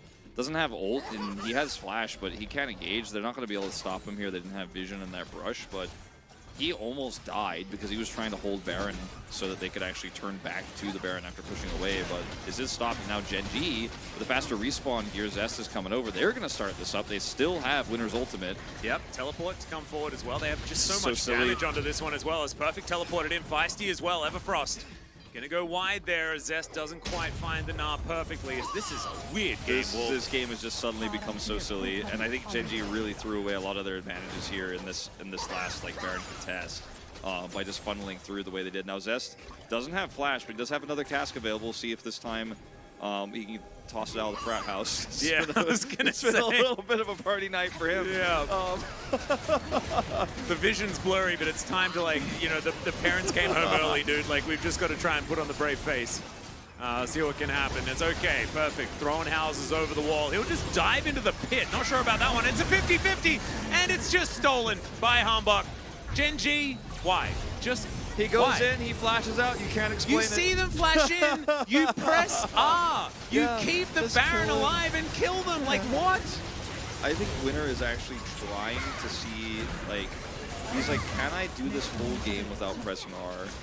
Yeah, I don't understand at all. Like, I mean, he might have actually pressed R at some point this game and I missed it, but like, it feels like he hasn't had any impactful ults this game, which is, for me, like, the whole reason why you pick Kindred. It's not because you're actually going to be fed with 4 kills in the early game. That wasn't supposed to happen. It did happen and it warped the game, but now their late game team fighting has been very bad. Yeah. And I'm not going to point any fingers at Swain, but, you know, it's not functionally working here on the side of Gen.G. And I mean, I'm not saying it's over, but, like, they really need to win a decisive team fight. They do, but I think it's nothing to do with the Swain and everything to do with all the decisions that they've made. Not pressing R in the Baron pit for one of them being probably the dumbest thing I've ever seen. One of the reasons why Kindred is so strong is because you get to say no to Baron flips. You see them come over the wall, and then you press R, and they can't smite, and then Perfect's like, oh, but I'm inside a Baron pit now, and I want to not die. But he's like, no. And then you get cast out of the ultimate and then murdered. It's a thing. It's in the certification. Like, this was in the exam that Ophelia apparently passed. He obviously didn't tell the rest of his teammates. I think he might have a fake certification. Yeah, jealously hoarding that certification, I think, not spreading it. I think that's part of when you get that certification is a promise to help others. He went Mandate, which I didn't think he was going to do, and I didn't really see it coming, but it's actually beautiful in this game. Like, I actually do really like the Imperial Mandate when you consider you have 2 high damage 80 carries that can do insane single target damage to everybody who's getting slowed by Rylai's, but you know, it means that he's not really offering a lot of damage. The team needs to be playing the team fight with the ultimate coming in from Kindred. Like, Winner needs to be ulting correctly. They need to actually be setting this up well, using the cask as well in conjunction, because it's utility Gragas when Everfrost Zonias. Everything needs to be working together. We're not seeing good casts from Zest. And I'm starting to feel like, I mean, yeah, KT's lead is now really massive, and it's spread across 5 players, whereas Gen.G's still kind of like Kindred and Aphelios against the world. the rest of the team needs to be the backbone for these two players, or else I think we are going to a game 3 here. Oh, never mind. Swain has the best item in the game now. Okay, that is a hook. The longest dredge line of all time. That was just a long way. The second longest. The first one was the one we saw at LCK this week. Ah, yes, true. That like flew like halfway across the map. But yeah, this was second highest. Still pretty long. It was long. As the Drake going to be up in 5 seconds time. This is going to be Gen.G's potential. Uh-oh. Okay, never mind. That is Losper taking the majority of his health bar. Gen.G know the position of KT now, as they will pretty immediately start up this dragon. And I've seen this do-si-do before. Let's see whether Gen.G have learned. Ophelia can be Swain far more effectively with the timepiece that he has in his back pocket. As winner, will they just leave him uncontested? As okay, there's the Demonic Ascension. There's now Zest, looks for the body slam, gets it onto Humbug there as the flash out from Winner. He will be able to use his ult potentially. We'll see whether he does. He decides not to, as the Nara's already fallen down. Feisty now looking for more as Hype is in so much trouble, but he will survive, as that is going to be Hextech Soul. Yakety Sax, please Wolf. Oh my god. I need saxophone, I need it now. This is so silly. Like, I love how Winner is just like, I'm not going to ult, and I'm not going to help my team. I'm going to kill the dragon. I'm going to kill the dragon. We're going to get Hextech Soul, which is very valuable. This is the guy in the raid that's like standing in all the mechanics, but then demanding that he gets the best item because he needs to improve his DPS. So Ophelia has to go golden here early on in the fight, and he's just completely out of it. Carfe as well does a ton of damage, which is actually very critical. Because he does so much damage here, despite dying, Winner is just like, okay, with a full health Gragas, we should be able to actually keep them out, secure this objective. You know that Humbug doesn't have flash because he used it on the last one there on the Baron. And he got interrupted on the Vault Breaker as well. Yeah. Zest body slammed him out of it. Yeah, really nicely so done. it's a great place from Zest overall in there, and then Carfe also doing as much damage as humanly possible, as much as Nephelius could ever do there against 2 people, 1v2, and then they win the fight without the Kindred. But like, Winner's just trying to prove a point or something in this game, man. I don't know. But now it is Hextech Soul, triple Hextech Drake, Kindred Aphelios. Yeah. So like, it does seem very good. Yeah, like if the deck was stacked, like it's stacked pretty close to the Gen.G Academy side of things. The Gen.G Global Academy being their challenger team's name. But I don't know, man. Like, they're global, man. We're here on the Global Cast. Yeah, it is. We're telling you about it. Yeah. Much to our chagrin, a little bit. Most of this is globally being witnessed, whether we like it or not. But I mean, he's looking for the Flame Horizon in this game as well. Like he is very close.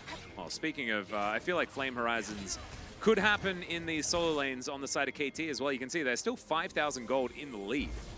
Like, this is KT with a lot of power. And it's spread across the entire team, like we were saying earlier. That's what's the scariest part about this, because there's no one threat for KT. The whole team is a threat. And now that the Ahri is about to have Death Cap, it's no longer just like, oh yeah, single target, this is a problem. Like, every single time an Orb of Deception rips through Gen.G's team, it's going to be doing a lot of work. So, plus the side laning you were talking about, both of the side laners in the Ahri and the Gnar can threaten inhibitors shortly here. We're getting very late into this game, so it needs to be Gen.G winning decisive team fights, and that requires objectives to be up.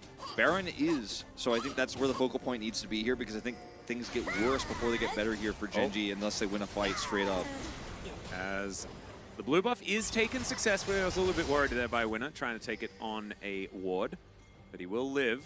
You can see all of that that money being funneled into Winner is not really going to equate to too much. It's him and Swain doing a fair bit equally. But of course, Winner in these team fights has certainly been doing a little bit less poke damage than this guy dropping Vision of Empire all the time. Now, Winner did get that 100 CS gap, 101 now, so he has completed the Flame Horizon. One of the hardest roles to do it in jungle, but they're starting this up now. Let's see if we actually see Winner ult in this team fight. This is what you need. Later TP here from Zest. Yeah, that's going to be the hook. It's actually blocked by the Swain, who just explodes, doesn't have a stopwatch this time. The most important item for these team fights, and Gen.G going to have to back away. Wei taking a lot of damage, but it was for the good of the colony, and it will work out, man. Severum does a fair bit of work there as Humbug doesn't quite find the Vault Breaker. What are we doing, Zest? This is not it. Yeah, he's going to stun up perfect. This is just keeping them busy, keeping them interested, doing some things, being a Gragas. Yeah, being a Gragas has got He's blue gate buff. crashing. He was definitely gate crashing. Like, it was a different frat house. Yeah, that different he was, type. getting into. As that cask is actually going to save his life. Nicely done. And the Baron now back on the table, but Ophelia is well and truly This dead. game is so wild, man. I mean, I still think Gen.G could win this, but I'm losing faith quickly. Lost. Okay. Oh, Lamps Respite comes in. Never you mind. He'll grab himself a quick little heal. Well, that And is... we can confirm he leveled the R. Yeah, and that is kind of the Baron going to KT, though, the fact he had ult like that. Zest's going to try and get out of there. They're looking for the team fight here, and Kindred's just dead. Winner, that is not a winner's mentality. As Hype has got a double already. Can he make it a triple? He can't, because Feisty's going to steal that one away. And KT, I thought it was going to be the Baron flip, the Elder flip that they were going to win and then win the game, but instead, it's Gen.G putting all of their money into a Kindred that puts all of his face into KT and dies. I really just, you know, after game one, I was like, wow, it's a different Gen.G, you know? Yeah. It's a great Gen.G. It's a Gen.G that's going to really have what it takes to maybe start being competitive here in Challengers. And after this game, I'm like, nope, I remember Gen.G from last season. Yeah. I remember Gen.G from 2022. And, you know, I'm having a little bit of flashbacks, you know? I'm not even going to break down that team fight. It was extremely self-explanatory. No Kindred ult. Just trying to get in there and do some damage. Isn't going to happen. Without the Kindred ult, you can't win that fight. You never will. Yeah. They haven't ended the game, only getting one inhibitor thus far, but I have no faith that Gen.G will be able to pull it together here and win a miracle fight on this Elder in 40 seconds with their top inhibitor on the opposite side of the map down. Well, Kindred does have a tool that allows her to secure things that she should otherwise be not able to do. True. But it's not going to happen this game because he's demonstrated already that he doesn't really understand how that one works. He didn't even commit to the ult this game, man. He ulted in Once a sad way. to save Lost Me. Yeah, and Which worked, to be fair. But just, yeah, it wasn't the way we really wanted it to happen. As Lost Boat going to have to try and find some of this vision. And the Elder is 5 seconds away. KT, they could just barrel down the mid game, go for the Elder for Nexus type situation. I think that's what they're going to try to do here. They can stop backs now as well. I think that's just kind of checkmate. Like, they can't stop them. Perfect has Hullbreaker. Well, let's see what Winner can get done here as Zest is going to have to try and kill these minions as best he can. Lamb's Respite is not necessary at this point in time, as they should be able to take it. There it is. So the Elder has been secured. Now Feisty is running away. Yeah, they're going to be able to defend this one as Ophelia. He made it back. And look, anything you can do, I can do better is a phrase that I normally equate to someone that's winning to the next person. But like, this was like, anything you can do, we can do worse, says KT. I mean, but also like just this entire game for both teams has felt this way. As Perfect will survive and try to come over here for a backdoor, but the rest of the team is pushing down in the bottom lane. What is happening? Ophelia's stopping backs here pretty successfully. Everyone's all over the place, just doing things, and we can't keep track of it. Our observers are confused. Perfect is going to, because he has Hullbreaker, survive here. Is this how Gen.G wins this game, Wolf? I think so, if they can actually continue to proc these Elder buffs, but they're going to back away. And the wave's now being cleared in the main base. The top wave is coming over very shortly, so KT staying alive here by the skin of those inhibitors. As the defense, like you said, Swain actually is successfully able to back here, and that's why they can defend the base.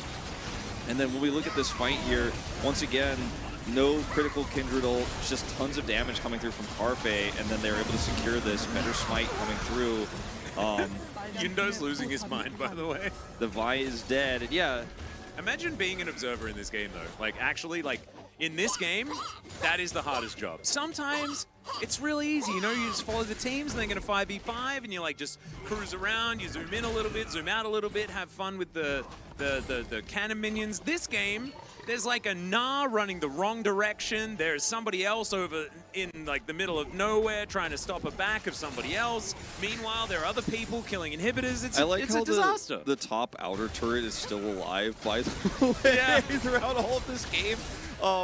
And what is a top lane, Wolf? Yeah, I mean, who knows? But we're starting to get to the point in the game where everybody is like full build, and everybody's getting closer to level 18.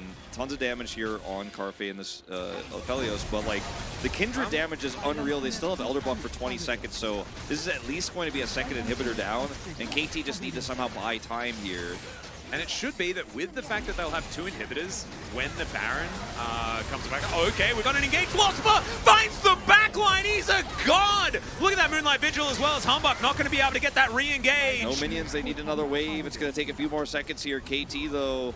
They used the last 3 seconds of Elder. I mean, incredible. Someone has to defend this. Someone yeah. has to defend this. Okay, they are going to get the Swain back. The Swain is going to back. Will he be able to save the turret? I don't think so. Look at the value of the Swain. That's what happens. They certified him. He's so good. Feisty caught as they dive in. That is actually a fantastic. Oh, and he gets not out of it. The Aphelios is denied, but Humbug's still going to go down. Damage. They have a backup 80 carry. Not out of the woods just yet. Is now hyped. Oh, no. That is not where you want it to be, as now Winner is just dancing around Losper. We'll try and keep him alive. Winner is just focusing on the base, but it's not going to work. It's not enough damage. It's not enough. This game is a catastrophe. TP coming through, and we're going to 3. We're going to 3. Oh, my God. Feist is in the base. What a game. An insane back and forth 38-minute game that KT will somehow win against all odds. Nobody was smiling. I think everybody's going to have a little sigh of relief here, as this was a wild and crazy second game. Oh my goodness. I think Winner could have actually won the fight with Losper against the members of KT. It was such a bad end attempt from Gen.G, to be totally frank. The cask was really weak. They weren't all together. Oh, we need to give a POG for some reason. Oh no. I mean, I feel like this is the one time I'd ask to abstain. I actually think it's going to be top for me, to be honest. Yeah. Perfect pulling the Aphelios out of the Slam's respite is probably what won them the game, but he also side laned incredibly well. I don't want to POG anybody. But I mean, it might be, it's either top. Nautilus or Gnar, isn't it? But I think it's Gnar. It's probably not. And this was so disjointed from Gen.G at the end. Like, some nice kiting attempted here by Winner, but... like, if they CC hype and, like, Winner gets a few autos, then, like, they kill the Xayah, then Winner can win the game. But leaving him alive, like, that was... I don't know. Hindsighting, I guess. But still, there are a lot of other things that we could nitpick. Well, look, at the end of the day, Swain, they lost. The draft, it was trash. I was right. Oh, boy. Yeah. I mean, the fact that they had the lead that they had, and the game was like dunzo, and then they kept over pushing their leads and not setting up for objectives correctly. I mean, KT deserved the win, you know? I mean, they did. I mean, I think that, yeah, Feisty and Perfect deserved the win, 100%. I think that they played excellently. I think outside of that, like, the rest of the game was kind of won by Gen.G, and then Winner was a genius and an idiot simultaneously in that game. Yeah. Where he played extraordinarily well 1 minute and then forgot to press R in the other one and was so incredibly strong, but then just never really, like, the consistency just wasn't there. And, we just, need the draft highlights on Swain. Emotional roller coaster. Let's actually bring the desk to Challengers next season. Draft highlights on Swain. I think the Swain was fantastic, and I think that you guys need to stop hating, as I just don't think that it's I don't think it's fair. I liked the build, especially when you consider how fed the Kindred was. The Imperial Mandate was really quite smart, but it didn't work in the end. I think he needed Zhonya's a little bit earlier, but Perfect is going to get it here on the Gnar. As we expected, somehow. I don't know. I thought he had the cleanest game out of anyone on KT, honestly.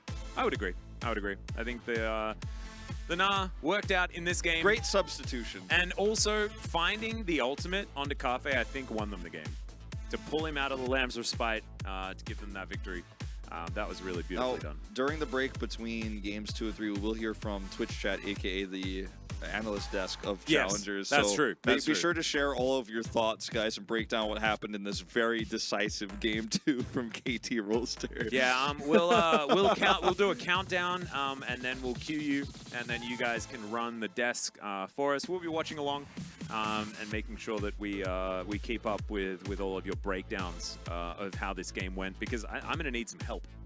because I personally could not really find heads or I think tails I just need of it. help in general. I think I'm going to have to call my old therapist after this one. Yeah.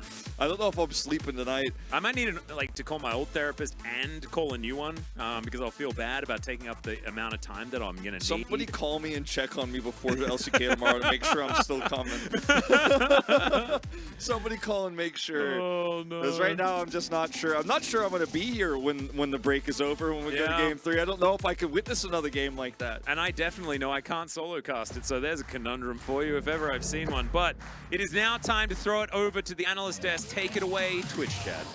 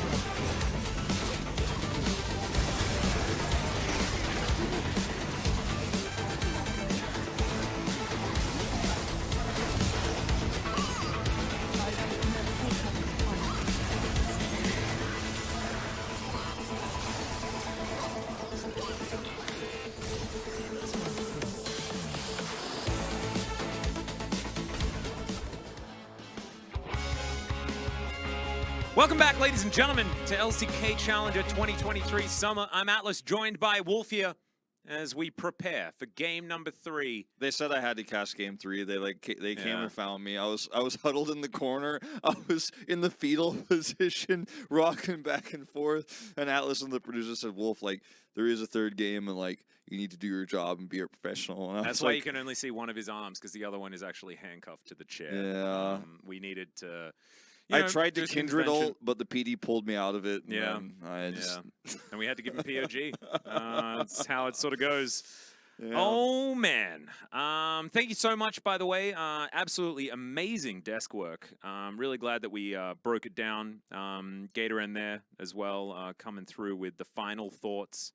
Absolutely fantastic. And I'm really hoping that we do get some of those as far as the answers to the questions that were raised during game number 2, which there were many. Yep. Many. And now that the chat has broken it down completely, we can completely move on and focus on game 3, the exciting conclusion to who will win this series and who will lose it.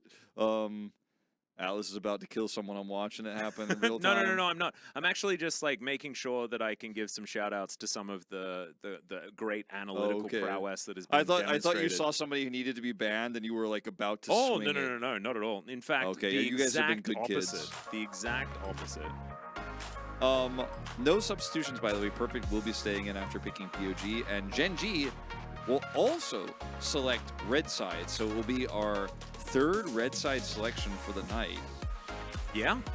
Actually, Seems like on fourth, this I patch, believe. people have really enjoyed red side. Yeah, I think it's fourth actually because Gen.G also started on red side when they had side selection. So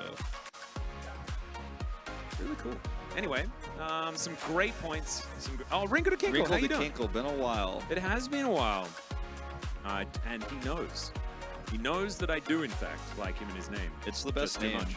Plus, he is a resident Valdez chatter and that Atlas guy chatter, so we ain't banning. This T1 Chronicler guy, though, he knows too much. We might need to ban him. We'll have to see. Yeah, it's just Chronicler, but it was a confirmed bias.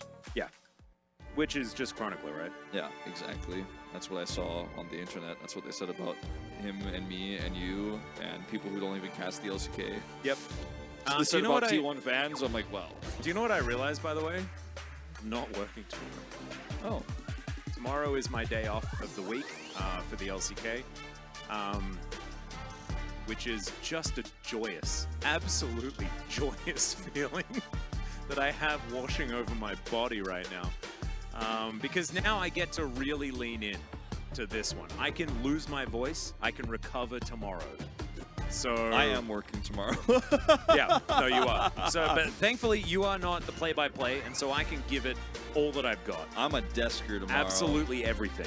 Everything that I have. Not even a little bit will be left on the table. And I've left most of the bands on the table. So, Maokai and Vi and the Cassante all taken away. This looks very familiar, so we don't really have to talk too much about it. For the first time. Oh, and Yuumi. Oh my gosh. His first big Zeri. Aphelios Yuumi to answer. Lulu to follow up. I'd like Rakan, because Rakan has been the main character of this series. That's what I felt. Ah, the Annie first pick. So, Zeri Yuumi, question mark? Annie first pick so that Gen.G can get Zeri Yuumi is an interesting choice, and one that you could make, Wolf. Break it down. It's not one that I would make, but they have made it. Yuumi makes Zeri, who's already very difficult to lock down by Annie, the hardest champion to lock down that Annie can fight into. So, not really a big fan of this. And now, because they locked in the Lulu Aphelios, they will not get their jungle of choice, which would probably be the Wukong in this case, to try to lock down Zeri. That should be banned away. I would expect like a Wukong Viego here, perhaps. Yeah. For Gen.G, or you just don't, because you get to pick one of those champions. I prefer Wukong without Gragas. I think Gragas Wukong, even though we've seen it a whole lot of times, there is some anti-synergy there. And we've seen synergy has been something that neither of these teams have quite perfected yet, at least in today's games. So the Viego going to be banned away first. I would expect the Wukong to take a bit of a break as well. Unless Annie is the jungle. Oh my goodness. W-Max Annie jungle, or is it E-Max Annie jungle? I imagine E-Max would be the way to go. E-Max run fast. Yeah, and then like do damage to they just kill themselves on you? Is that how it works? Kind of into it. All about that. How quick can you clear the Raptors max gear E? Yeah, that's how you do it. Just press W one time and you're like, got Leandri's, I'll clear it. Heck yeah! And you just have to make sure that you take first item Leandri's as you're coming out of base level 1. And then you're absolutely fine. Just borrow gold from Boris. Annie, static Annie's got good credit. Static shiv. Static shiv. I'm into it. Wait, before she had her attack range nerfed, I'd believe it. As Gnar is actually going to be the second ban here on Gen.G's side. It makes it look like they want to play Gragas top, and that's fine. Wukong actually going to be banned by KT here. As Gen.G now have a few options in terms of what they want to do for their jungle. I hope we don't see Lee Sin here. I think Swain is probably what you want to pick up. No, I think it's not. I'm going to say no. It's probably Swain. Probably a Swain angle that I'm looking at here. I'm going to say... Just a bit of Swain. See, this is what I was worried about. I felt like we were probably going to see Lee Sin. Lee Swain? If you're going to play Swain, you just play Swain Kindred. Nah. Just do it again. Just do it again. Nah, the Kindred didn't work because he didn't press his buttons good. So we're going to need Swain to... So why didn't the Swain work? Swain Please with no explain. synergy. Please explain. No synergy at all. I mean, it's just what happens when your Kindred isn't very good. You know, you're giving everything to him. Swain didn't work because the Kindred didn't push the buttons. Okay, I get it. Yeah, passing the buck, as it were. As that is Sejuani Jax. My goodness. All of a sudden, Zest is like, whoa! You didn't need to come at me that hard. Is the Sejuani in the jungle or in the top lane? Is it jungle Jax, Sejuani top? Ooh, true. I like this cannon. Actually, this is really smart because now you're like, oh, well, you thought you were going to get a favorable matchup with Jax, but not going to happen anymore. We're putting Kennen in the top lane. By the way, what happened? Like, actually, it's a maths equation. It's Zeri plus Yuumi equals Kennen. I could see that, yeah. You know, like, I mean, look at the fur. It's he's like almost the same basically just a color. lightning cat. Oh my goodness. I think he's more like a lightning rat, but yeah. I mean, yeah, that's true. But I was calling Kennen Pikachu lightning for a long mammal. time. I mean, close enough. Like same lightning Antechinus, lightning possum, lightning raccoon. He might be a raccoon. He does have a skin of a guy that basically was referred to as a raccoon. So there's that. Wait, why did people stop playing Kennen again? Buckets and gloves. Oh, welcome back, Buckets, by the way, to Twitch chat. Oh my goodness, he came back from work. Hey, how you doing? That's how long he's been watching Challengers today. There it is. What a passionate man. Yeah, Kennen evolves into Volibear. I think that's true. We don't know if it's mammal, but not trying to assume, but the lightning mammal. I'm looking at this going, Gen.G got a good comp and Lee Sin. Well, we've seen Lee Sin do well. KT have a composition that's got some pretty strong early game, and they've got some mid-game spikes, and they have good side laning. I kind of like KT's draft more for what it does in all aspects of the game. I think Gen.G have a Zeri comp that has a front line and some types of like very conditional engage tools, whereas KT have long-range engage Sejuani, Annie, follow up with the Jags. They have Wild Growth to follow up as well to save the Aphelios. It's just more well-rounded, in my opinion. Yeah, I think Gen.G has Zeri Yuumi and they'll win. Because that's just how life goes, unfortunately. Not always, though. Yeah, not in Challengers. There's no Lee Sin center on the other side to be the hard counter wolf. That's what we've seen. That's the way you do it. And maybe the real issue is not having Korea, but they do have Korea, so I guess that's fine. Let's hop onto the roof.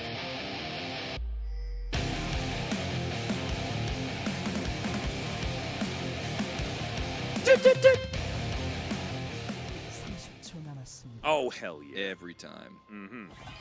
All right. Ooh, Blood Moon Cannon as well. Oldie but a goodie. You know, I think there are better ones. Surgeon Cannon is obviously the best. By like a country mile. It's so good. Like the Trust Me, I'm a Doctor. Oh, just amazing. Perfectly timed stopwatch for Annie. Ooh, okay. And what else we got? Anything interesting? Not really. Fleet Footwork Aphelios, as expected. Comet Gragas to lose lane less. Mm-hmm. Scorch to do a bit more damage sometimes. Yeah, Scorch like feels a little bit weird here, but I guess Gathering is not that great for Gragas anyways. Can be nice, but eh. I mean, late game he is irrelevant because late game the whole team is Zeri. So yep. Just Scorch when you are not going to be playing around your Zeri. Double Cull start, you know, that's that kind of game. Okay, Yuumi with a Relic Shield. That is, I didn't quite see that one right away. That is a bit of an interesting one because you can push the lane really hard with that, which means you're more vulnerable because you are attached. Yeah, we've seen a little bit of this. Or not attached, rather. We saw a little bit of this a little while ago. And yeah, not going to be relying on you and me quite as much. But kind of like it. Anyway, Feisty throwing abilities. Cafe taking a bit of damage there. High value on the Glitter Lance from Wei. As already shoving in that lane. So nicely done. Hype and Wei winning against the Zeri Yuumi. I like how, oh man, that's the kind of trade you want as the cannon. I like how Chad is like telling Buckets that he needs like like an exorcism because he came back from YouTube. Like, he needs to be like cleansed and stuff. Like, you need to be like purified. No. You don't need therapy. You need an exorcism. Oh my God, Fireship, just stop it. He's back. It's fine. Oh no. Why is he typing backwards and why is he coming for his soul? I'm so confused. I like buckets. I like our chat. Thank you guys for saving us, because honestly, this series would not have been an enjoyable experience without you. I need an exorcism after game 2. Yeah, so. I need that exercised out of. I'm going to gym. I'm gonna need as much exercise as possible after this. I'm gonna have to go and see if in the WDG kitchen there's like salt I can throw over my shoulder. Like. Oh no. Well, Humbug prowling around his jungle, or Winner's jungle, as Winner did lose out on his big chicken. And Perfect just getting harassed. As you'd expect, it is the Airy Cannon up here just wailing on the Jax. It's always been a pretty good matchup for the Cannon, especially early on, until the Jax can reliably all in. Speaking of all in, Ophelia has lost all of his health, or at least the majority of it. Yeah, he's not scorching real well at the moment. No. He's getting scorched, actually, by Picey, who I don't think actually took Scorch, but he's getting some first strike gold, as you'd expect. He's pushing the lane. It's hard for Gragas early. This is the trade-off from picking the Cannon, is you have to play Gragas into Annie, and she's just going to farm you. Apparently, Astro Nautilus can do transfusions, which is pretty cool. What kind of transfusions? Blood transfusions, I'm pretty sure. Okay. So either he's Vladimir, or a doctor. Not entirely sure. Trying to pick up a few things here and there. Call me when you could do transmutations. Transmutations? Yeah. Like he's Nicholas Flamel? Yeah. Ooh. Call me when you could turn game 2 into gold. His purr effect, a bit similar to Bin. Well, we'll just have to see, as Humbug is standing on top of a ward. Okay. Well, Cafe going in. Winner is here, and Wei could be the target that they're looking for.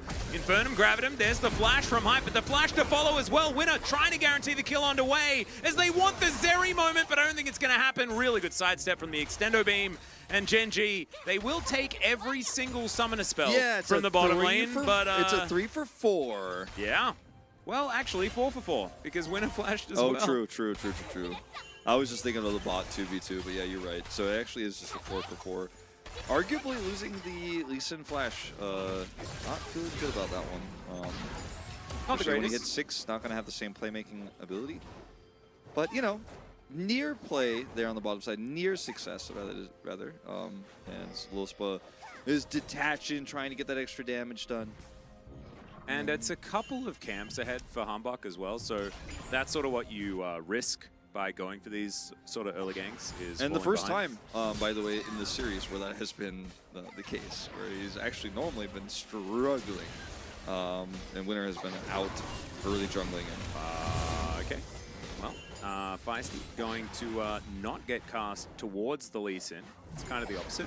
I do like, so Gragas and Lee Sin together, synergy or anti-synergy. You don't necessarily know based on how these two are going to be able to coordinate, but you can really make someone travel a long way. It really can. If you organize your Lee Sin Gragas effectively. Yeah. Traveling by Gragas, Cask, Lee Sin, Kick is pretty expensive these days with inflation, so it's not my preferred method of travel. Yeah, no, fair enough. I usually just walk, but... Yeah. Sometimes I like to take a barrel, but that's when I'm feeling fancy. Like if I'm going on date night or something like that, I take barrel. Yeah, you just gotta make sure score is available so you can send you. Yeah, but then that's also the hillbilly strat, so like that's kind of like going to work if you're working on a farm. But you don't take score home with the date. you only take him to go meet her. Oh, so you travel by yourself. So it's not like date night with the wife, you know, when you're coming together. This is like meeting someone for the first time. Oh, okay. Yeah. And he gives you like the Southern drawl pep talk. Yeah. As you're going for it. That's actually, I'm kind of Comments into on it. your, compliments your outfit is. Whoa. A brief look at the observing PC. Yeah, that is like a peek behind the curtain. Somebody accidentally Windows D'd. Yeah. XD. It's like the alt tab, like falling asleep observer alt tabs. If someone paused the screen, let us know what your favorite icon was on the desktop. Let me know whether they have Diablo 4 installed, because you're probably not supposed to be playing that at work. They have the like the Riot MOBA, like it's actually there. They have the test version. Yep. That's all right. Perfect is one away from being stunned, but not going to be. And there is a ninja making his way towards the top side who doesn't see very well to join the ninja who is a mammal. Is Lee Sin a ninja though, really? He's a bit ninja-y. He's got a ninja-y vibe. No, it's actually, he's not very ninja. He's not, and actually officially, he's not a ninja. Yeah, I mean, Kennen is, but... Kennen is a ninja. And Shen is a ninja as well. Yeah. And who's a better ninja, Shen or Lee Sin? I'll leave that. Yeah, right. that's, I mean, honestly... Lee Sin too is a real, monk. too real. So, like, too real. Isn't like a ninja just a monk that that went off the rails a little bit? Is it sort of like I don't really understand the difference. And Akali is another one of the ninjas. I think like Zed is also a ninja. Yeah, I don't know if being a ninja is a like state of mind so much as it is like being part of a society of. Do you have to be an assassin to be a ninja? I don't think necessarily, but like they have a set of special skills, right? That they all train to so possess. So like Liam Neeson is yeah, a ninja? No, he's definitely a ninja for sure. Oh, okay. Huh. Interesting. Somehow Kayn isn't a ninja, but isn't Kayn a weapon? I mean, I know that's Rust, but like most of what Kayn is the weapon, right? Because Kayn was just a dude, and then like the weapon possessed him and like told him to do stuff. Yeah, he wasn't really a ninja. He was just a... Wrong place, wrong time. I think he was like a... What's the word for this? Oh, he's a disciple of Zed? What? Oh, then never mind. He should be a ninja. Well, I mean, he would have become a ninja, but he was like a trainee. He was like a trainee. So he didn't... apprentice. So like not like Ophelia getting his certification to play Swain. He didn't get his certification to be a ninja. Yeah, he was a student, so to speak. He was almost a ninja, but not quite. Right. But also, is Zed really a ninja? Yeah, he is, 100%. Otherwise, he wouldn't be in the TFT ninja category. So. See, I don't know that much about TFT, but... perfect. This is actually, Zest could like maybe try to all in him here. That was very scary. It's a lot of minions. It used to be really important, by the way, Wolf, to know who all the ninjas were, because if you played a ninja on the same team as another ninja, you lost 1 health. Because ninjas work alone. So you can't have more than 1 ninja on a team. That was true. Wow. Yep, just like Leona did one less damage to champions with sunglasses, yep. That's how it goes. So ninjas were basically a hull breaker. Yeah, yeah, there we go. Except just one health. So it didn't really do anything, but I feel like when we started, like, this has been the slowest game of the 3, just because we've been talking about ninjas the whole time. Like, we've somehow just calmed the game down. We've pacified it. We haven't even talked about the Drake take or anything that's occurred. The next Drake is spawning in 60 seconds here, so Flash is down, as you say. Like, things are happening, sort of. I didn't even notice. Oh, the Scythe and Kayn are different entities fighting to control one another. If Kayn wins, he goes blue. The Scythe wins, he goes red. Yeah. Canonically, neither one has won. Yeah, no, we knew it's a path you walk down in your game. Yeah. You get to decide the end of the story. So AKA, if the red wins, you have a chance to win the game. If you go blue, like, well, go next. Hey, that's not the case. No. Blue Swain jungle, absurd. Oh man. Blue Swain jungle now? It was really, really nutty. I don't know whether it's the same now. Yeah, but it was. It was crazy. cool for like 2 seconds. Swain? Oh, did I say Swain? Yeah, but I'm just teasing you. Swakain. I knew what you meant.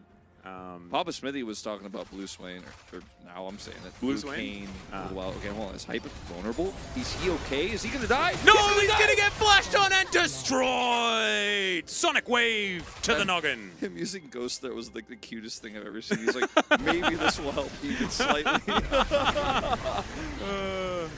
That's how fast you go to the death chamber. Look at this, the actual just headbutt. Not even a charge, just a headbutt. This is actually pretty huge for Gen.G though. That's a lot of gold they've picked up now. The Aphelios is down. They're going to get Dragon. They're going to tie up the Drakes. We're going to find out what that soul's going to be. Yep. Annie not, you know, relevant in any of these little skirmishes. Still ahead in CS, trying to get a plate in mid, but not really that valuable in the grand scheme of things. At least she'll get something back here, plus 175. Oh, Cloud Soul, baby! Oh, wow. Just the way to end the night. And we thought that it was just... Oh, okay. Wait. We missed the... Something was happening topside. I hope nobody dies. Yeah. Really nice ward hop here to flash, kick. Ghost wasn't going to help him. Nobody died top, right? Huh. Okay. Just, Looked scary. the Perfect took a damage or 3, but then he was K. He's just showing us, he's like, that's all fine. Yeah, right. don't worry, guys. And, like, do you ever sometimes feel like you're just talking and trying to say things, but really it doesn't matter because there's a Zeri in your game? Yeah. Have you ever felt that way? Well, I think that's kind of how you and I both felt. That's why we didn't say things about the gameplay. Yeah. Because the inevitability is there. So ninjas. Who do you think would be the next ninja? If you were going to like say somebody else was a disciple. Okay. Like which is champion it, in the game right now could become a ninja? Yeah, and why is it Gragas? I was gonna say Lux, but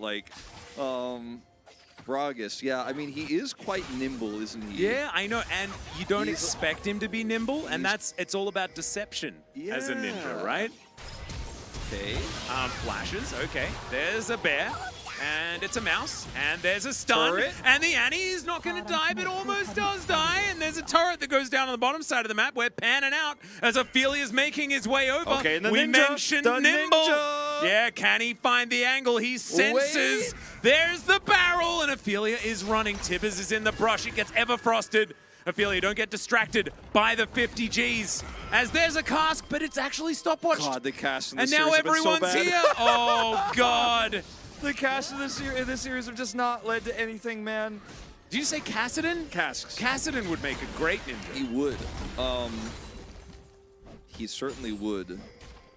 Do you think Baron would make a good ninja? Oh, Baron, 100%. sure. Yeah, I think because you could always look over your shoulder. You'd never be surprised. You just never and you know. can't sneak up on another ninja. No. Tim Minchin taught me that in his song called Prejudice, which I think was it was like a biopic about ninjas. Not about redheads or anything like that. Only a ninja can sneak up on another ninja. Yeah. That's the rule. You guys can have a look at that one. I think it's his most viewed video on YouTube. The thing about Barons is you just never know where or when they'll show up. There's no specific guidelines to that. It's not like they spawn at the same time at the same space every game. Ooh, winner. They wait out the Sonic Wave. I like that. Good heads-up play is Zest. He can dive forward. It is going to be secured here by Humbug, but the battle is on as Safeguard does come out. Ooh, KT losing out on a lot here is now Carpe. Could be his moment as Humbug going to be his first target. There's the body slam. Ophelia coming alive in this game as the Zeri moment will continue. The party cast comes down.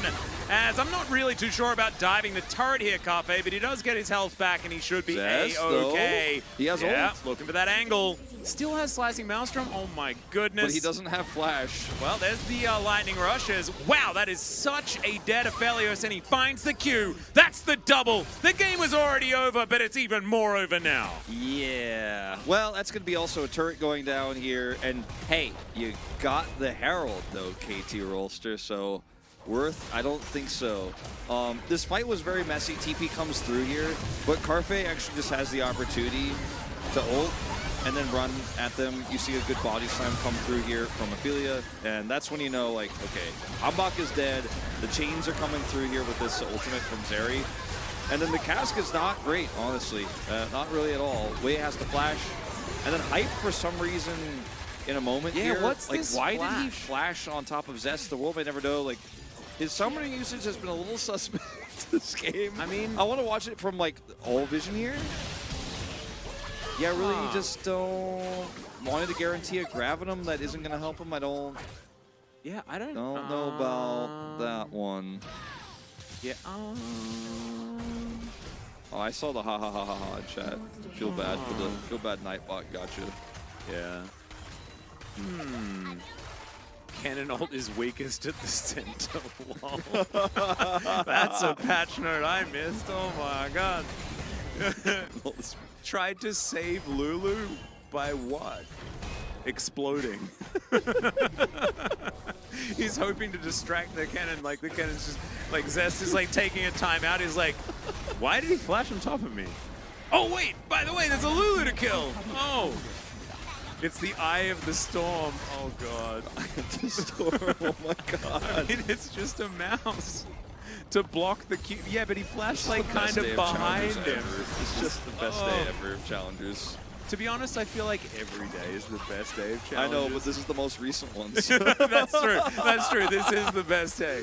You are 100. It's the one that's happening in the present time. Until next Monday, this is the best day of Challengers. Oh, absolutely. All right, Zest. Or actually, until Hojin's co-stream. Oh yeah, it's gonna happen like tomorrow. But yep. But I won't watch that one, so I won't because I'll be working on the LCK, so it won't happen. Wasn't Hojin the last one to play Jungle Scion as well? And he's now co-streamer here for Challenger. Oh, relevance? Absolutely amazing. Really cool. It wasn't Hojin, it was Lee. Ah, yes. Sorry, but he's Hojin. So he is Hojin. Yeah. And he was playing against Tom from SKT. And I'd forgotten any games that Tom played because he didn't play that many games, unfortunately. Tom actually was, I thought, mechanically very strong. But just didn't really play very much. 2,500 gold's the lead here. Gen.G, you know, couple of Drakes, a Herald, and a couple of turrets, a Herald, and a Dragon away from a perfect game. Nicely done here, Gen.G. So I've noticed that there are 2 items in Zeri's inventory, plus like a crystal or something. Yeah. But there's only 1 item and like some like swords that are about to like it's not very mystical. Yeah. Yeah, I see like one has a little fancy outline, the other one doesn't. Yeah. I'm not really good about what that means. I couldn't tell you guys why, I'm just telling you, it seems like Zeri can shoot like lots of people at once. Yeah. And the Aphelios, he shoots a little bit slowly for that Kraken Slayer to really make a huge difference in these team fights, especially when he's getting chunked out by Yuumi. And also like, this Zeri also understands what's the most strategically sound shape used to reinforce things. Yeah, a triangle. Yeah, which I think is really daunting, that she knows all of those things and shoots you a lot at the same time. Because brains and brawn together are not supposed to be a thing, right? Feels like Hambak is just right now like he's not in this game. Now he's coming over here to try to do things, but for a second there I was like, okay, Zeri is about to just 2v2 kill the turret, and Perfect is about to get dove. Where is the Sejuani? Finally, he shows back up here and will stave some of that pressure. Is Parfait? Okay, not going to get extendoed. Hype got some decent guns to... Okay, that is a kick onto a Sejuani. They just want to take him down. The Wild Growth is going to come forward. It's Zest. Gets exhausted, but they deal with the turret. And the final chapter comes down. Wei is going to die, and there goes the Piggy as well. And if it wasn't certified before, I probably would have certified it in Champion Select Wolf, but it's certainly certified now. The moments just keep coming these days. You know it's coming. You know you're going to see it, and we're seeing it again. And this is not the support Lee Sin game. This is not a huge gap of these 2 teams. We thought it was before this series, but we learned as it progressed that these teams are pretty evenly matched. And Ophelia is trying to make it a closer one, that's for sure. Yeah, Moonlight Vigil would have hit, it hit the corpse of the Gragas, as now they're in the back of the pit. The Yagati Sack's going to get queued as Carpe coming around. He's ganking his own fight that he was just in moments before. As now Hype going to get prowled on by that projectile. Zest is basically dead.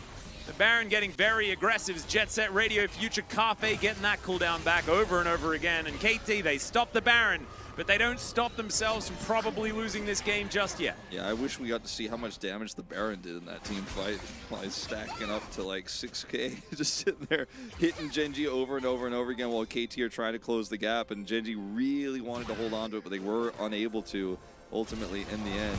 As Ophelia here is he's really far forward here. He has Flash, who doesn't actually get to be that far forward. He's taken out here by Feisty. And then Carfe, because he's Zeri and has a Lee Sin shield, is able to survive for a very long time, but ultimately isn't able to, now that he doesn't have his ultimate anymore, do enough damage here to secure this Baron. Zest is going to have to flash over the wall. He's just stuck in the back, but barely survives. Baron did more damage than the whole of KT. You know what, Ilfrance? I reckon you're onto something there. Yeah. So I'm saying I wish we got to see the Baron team fight damage. It's like Baron showed that he has a tail, or she has a tail, and she's going to whip out from the back there and almost killed Zest. Yeah, so standing Baron behind Baron is like actually Darren? Who's Darren? Standing behind Baron actually is very dangerous. That's Baron why I the was ninja. saying Darren. Yeah. Oh yeah, no, he is a ninja. Because he can always turn Wait, isn't one of it the he heads. or she though? Sorry, it's she, isn't it? Yeah, I made the same mistake a moment ago, and then I'm like, wait, it is a she, right? We think. Yeah. I don't know. Yeah, them. They are Baron. Ninja. Yeah. Never know when it's going to show up. Yep. And when it vanishes, you have absolutely no idea when it will return. Yeah, except for the timer. But if you can't see the timer, no clue, yeah. Atlas. True. You have to type that in chat when you think it's going to come back. That's how it worked in the old days. Same as the dragon. Dragons also ninjas because they are mystical beasts and they can be whatever they want to be as long as they believe. That's how that works. Oh, it's them because it's multiple heads. Yeah, but it's still one entity. Ooh, is it multiple personalities if it's multiple heads? And if it's multiple personalities, does that make it multiple entities even though it's one being? Wiki says it's a dude. Okay. Oh man, I've just added more questions. Because it's kind of it is a bit of a philosophical question, isn't it? Like, what about those ogres in World of Warcraft that have 2 heads? Is that 2 people or is that 1 ogre with 2 heads? Yeah, or like the 3-headed ogre from Monty Python, the Holy Grail. Yeah, right. Argues with itself. And that does argue with itself, right? And so like that goes towards the theory of That had it's multiple personalities. people. It had multiple personalities, that's for sure. But is it multiple people? Yeah, that's a good question. Stuck inside one body? Well, how do you define a person? That is true. 2 legs, 2 arms, and a head, generally. So. Oh, but that makes amputees not people, and so that's not very nice, Yeah, is that it? wouldn't be very polite of you So to say, would it? that was actually I'm gonna get cancelled. I think it's over. So I take it all back. It's not about what kind of appendages you have. It must be about something else. Yeah. Where are my people? Who are my people? How did I get here? It's a 1-7 kill score game here, 25 minutes. Gen.G have a massive lead. KT trying to do something tricky. Feisty. A bear could come down as there is a flash from Winner. The final chapter is fantastic. His body slam comes through, but Ophelia has other things on his mind. Throws a bear. That's not what I needed him to have on his mind, Wolf. He's like, I hate Krugs. I like how the observers were just like, also Zeri's over here. She wasn't even there. She was actually considering pushing top because it's that kind of game. She has a Titanic Hydra already, 3rd item complete. Ophelia, there are more camps to Cask, my friend. You can get there. He's backing on top of a ward, but he knows. He doesn't have it yet. He knows. I don't know if he knows. Okay. All right, so we couldn't have known that Baron would still be here because he could leave or appear at any time. But Gen.G have now identified the Baron Ninja is here, and they're kind of moving towards it. And so I think that perhaps we will see a Baron slay attempt. Zest has teleport. Just to bring us back on topic. Yeah. If Baron was a lady, wouldn't she be called Baroness? Well, that's what I thought. But I mean, but Baron is the name and not the title. Yeah. So do we know that though? I don't. I mean, people may know. It may be known, but not to me. Yeah. I think we need to go on a journey. I think we need to go to Los Angeles and we need to go and have a talk with whoever writes the stories and knows the things so that we can come back with a wealth of information to share with LCK Challenger fans. I think we need that. There was a time when Twitch chat would really be teaching me lore every single Challengers Day, and usually it was when I was casting the Valdez, but it has slowed a little bit. But we're exploring it in other ways. We've gone down. We've transcended in a bad way, I think. Ah, Could Baron the de Gromp Fleur. also? Oh. Could the Gromp also be a ninja? Oh, 100%. Because if you notice, like when the Gromp comes out, it's just a little frog and then like jumps on the frog. Like, you don't sneak up on frogs, man. You tried to catch a frog before? That's so hard. Unless it's like frog season, there's like massive amounts of them in your drain. It could spit the mushroom out that it eats to transform to be small again, and then you would never be able to know where it is. You notice that before it eats the mushroom, it's untargetable. Yeah, right? Very ninja-like, if you ask me. And I think ninjas are the ones that can like transform and like change and like be cool and blend and things like that. So, I don't know, man. Scuttle is the ultimate ninja, though, because it dodges projectiles better than anything else in the universe. Some of my favorite League of Legends highlights I've seen on the Scuttle main subreddit. Scuttle mains? Yeah. I've actually seen some great gameplay there. I haven't actually, haven't been to that one personally. It's actually very good. Is it disabled today? I don't know, actually. Oh, no. It Scuttle mains is on strike. It might be worth a look. Yeah. Typical Aussie trying to catch frogs, shake my head. It's toads that are the biggest problem, aren't they? The good old cane toads. You don't need to catch those, though. They're golf balls, basically. Isn't that the thing? I don't live in Queensland, but apparently they play golf with them. How did it happen, actually? I mean, I know how it happened, but like the fact that Gen.G just kind of perma-prioed mid and KT have just kind of watched it happen, haven't set up any plays here. And now, because they've been so slow to start this Baron, Gen.G are going to get both objectives Cloud Sold and rush in here to stop this Baron. They don't have enough, and like, Feisty's on a flank angle here with Flash Tibbers. I think that's their only hope.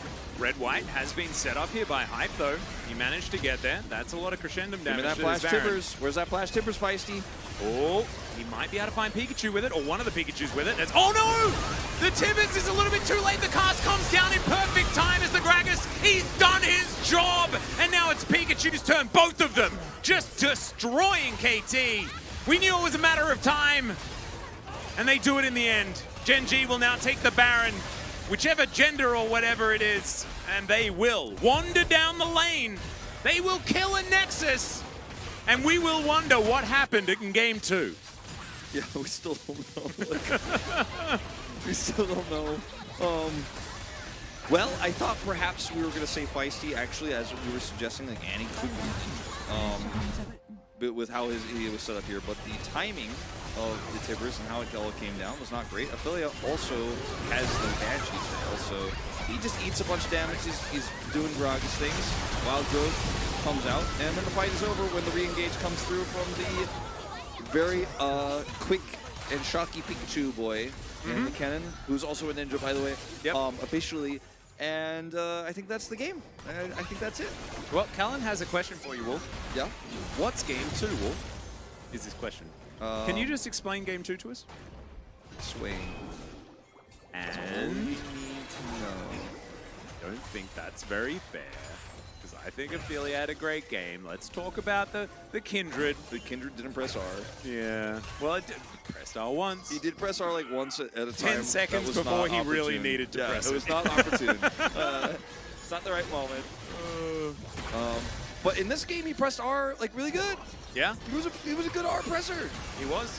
Because he went back to what every Korean jungler can play. And that is Lee Sin to an extraordinarily high level. If you play League in Silver, the Lee Sins that you will play against, you're like, what the hell? How? It's like they all spend 600 years in the training tool just so that they can be allowed to select Lee Sin. Like, I'm pretty sure I'm not actually allowed to select Lee Sin in Korea because I haven't had 7,000 hours to play the champion. No, it's not allowed. Yeah, 2 million mastery points, Silver 2. I'm not going to lie to you. Like, in Bronze, that might be low for Lee Sin players. Yeah. Perfect he's over here. He's dead. He is over here. The might of the Grandmaster may save me here.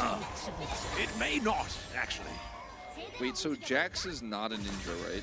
No.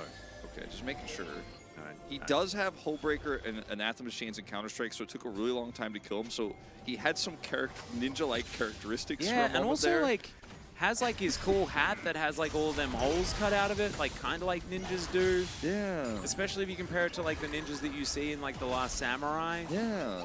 You know, which I know may not necessarily be the greatest historical movie, but if you go back and listen to the soundtrack, Hans Zimmer did an incredible job. Okay, I will say that. I mean, he always does. Yeah. He's never the problem. Yeah. Tom Cruise as a samurai was occasionally the the problem. As there's kick, and that is a dead Addy, really dead. As Zest pressed R, I think in celebration, create a circle around himself so that we knew exactly where he was. Congratulations, Zest. We do know exactly where you are. The energy users backing away here together. They're gonna leave and let the inhibitors do the work. Baron's gone. Get those empowered recalls right before it fades away. Today I learned that if Baron fades away while you're already in the Baron powered recall, it doesn't matter. You still get the Baron powered recall. It doesn't slow it down. Never thought about it before. Never noticed it before. But wow, TIL. Yeah, learning a lot about Baron today. Today I learned that a lot of people actually also like Glass Samurai, so I don't feel as bad.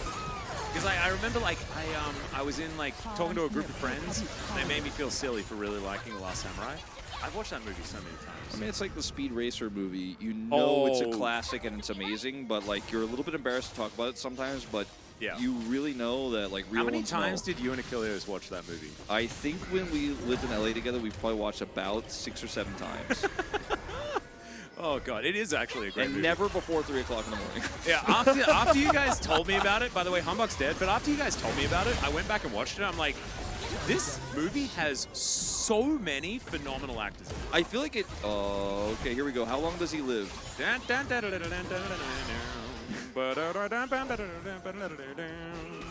don't know very much more of the song. It's not supposed to go on this long. As he gets stunned, and there's another Counter-Strike. Tries to turn it here. On to Cafe, his perfect is very dead. There we go. He went about 20 seconds. He went pretty far. Oh, I should have sung the Speed Racer song. Oh, no.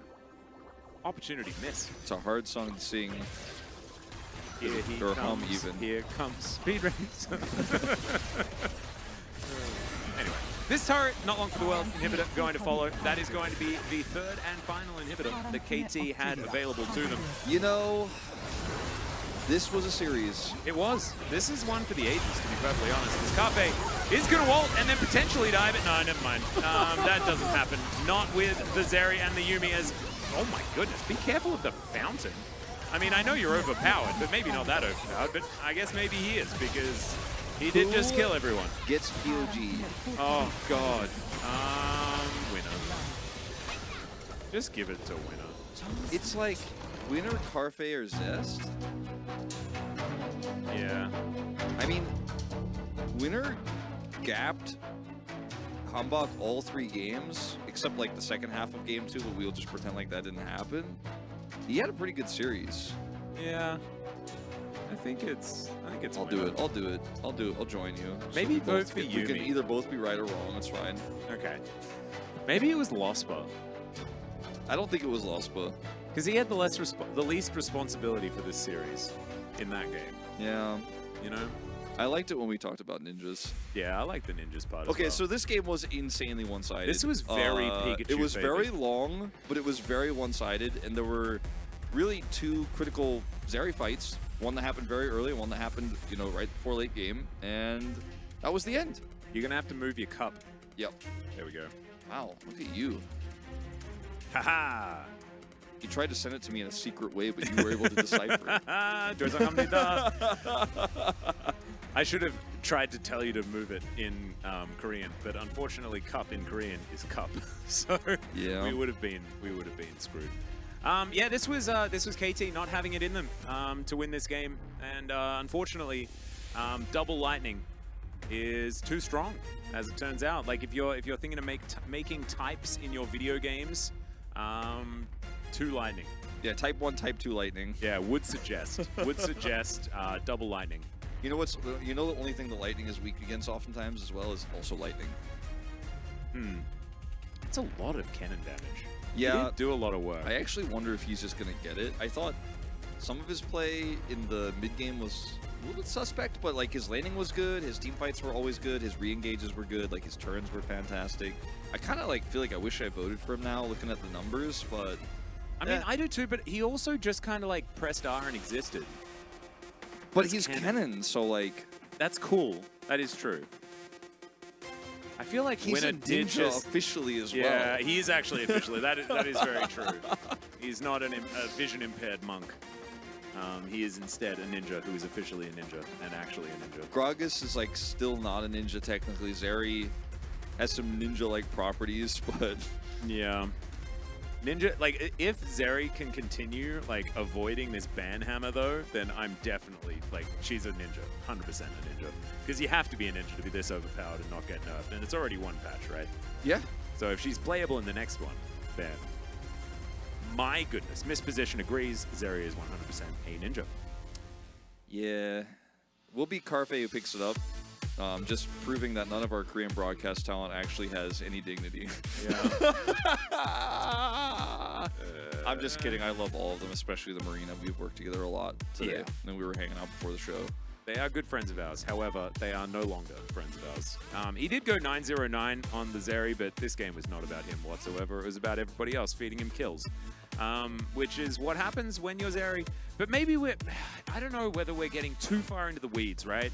With like, because also like we have to pick like player of the week last week, and there's some Zeri players there that played well, but also played Zeri, and I'm like, does that omit you from being able to get player of the week? I feel like everybody is actually secretly on a crusade against the Riot Balance team. Like they just keep picking Zeri no matter what, just to make it seem like even more crazy. Maybe that is actually the way to do it, is to like say like, look at this in every single region.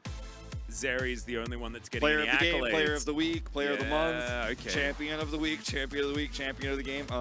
So we're actually not doing any favors to getting Zeri destroyed by not voting. So every time Zeri's in the game, we just instantly put in the vote. So Yundo, let's break how many votes.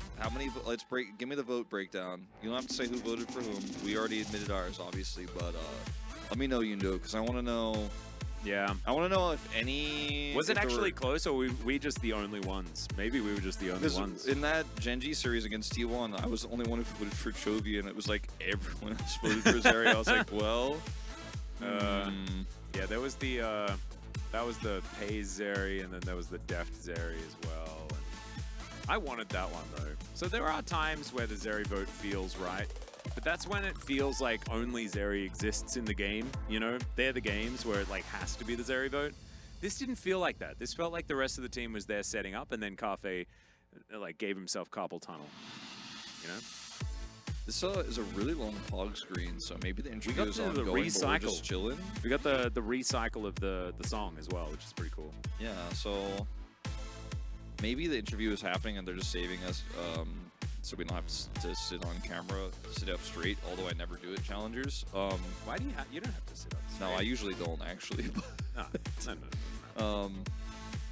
Yeah, I don't know. Maybe the interview will happen eventually. It's not going to happen on an English stream, but we're just, like I said, we're really just reminding everyone it was Zeri. Like, we're really just pushing the crusade. We're like, yep, let's just keep this up here. 721 DPM is pretty high. But the cannon would have been a larger number. It would have been like 800 or something like that. Hello, everyone. Welcome to the caster desk. As we caster is still debating if Zeri is a ninja. Yeah, that's probably what's happening. They're trying to work out whether that is actually the way. The world implodes. Oh my goodness, we're missing G-Sun here. Everyone's always missing G-Sun. I'm not going to get to see it tomorrow, as I feel like I've got a sneeze coming on. Uh-oh. No, it's okay. When it doesn't come out is the worst, though. Yeah.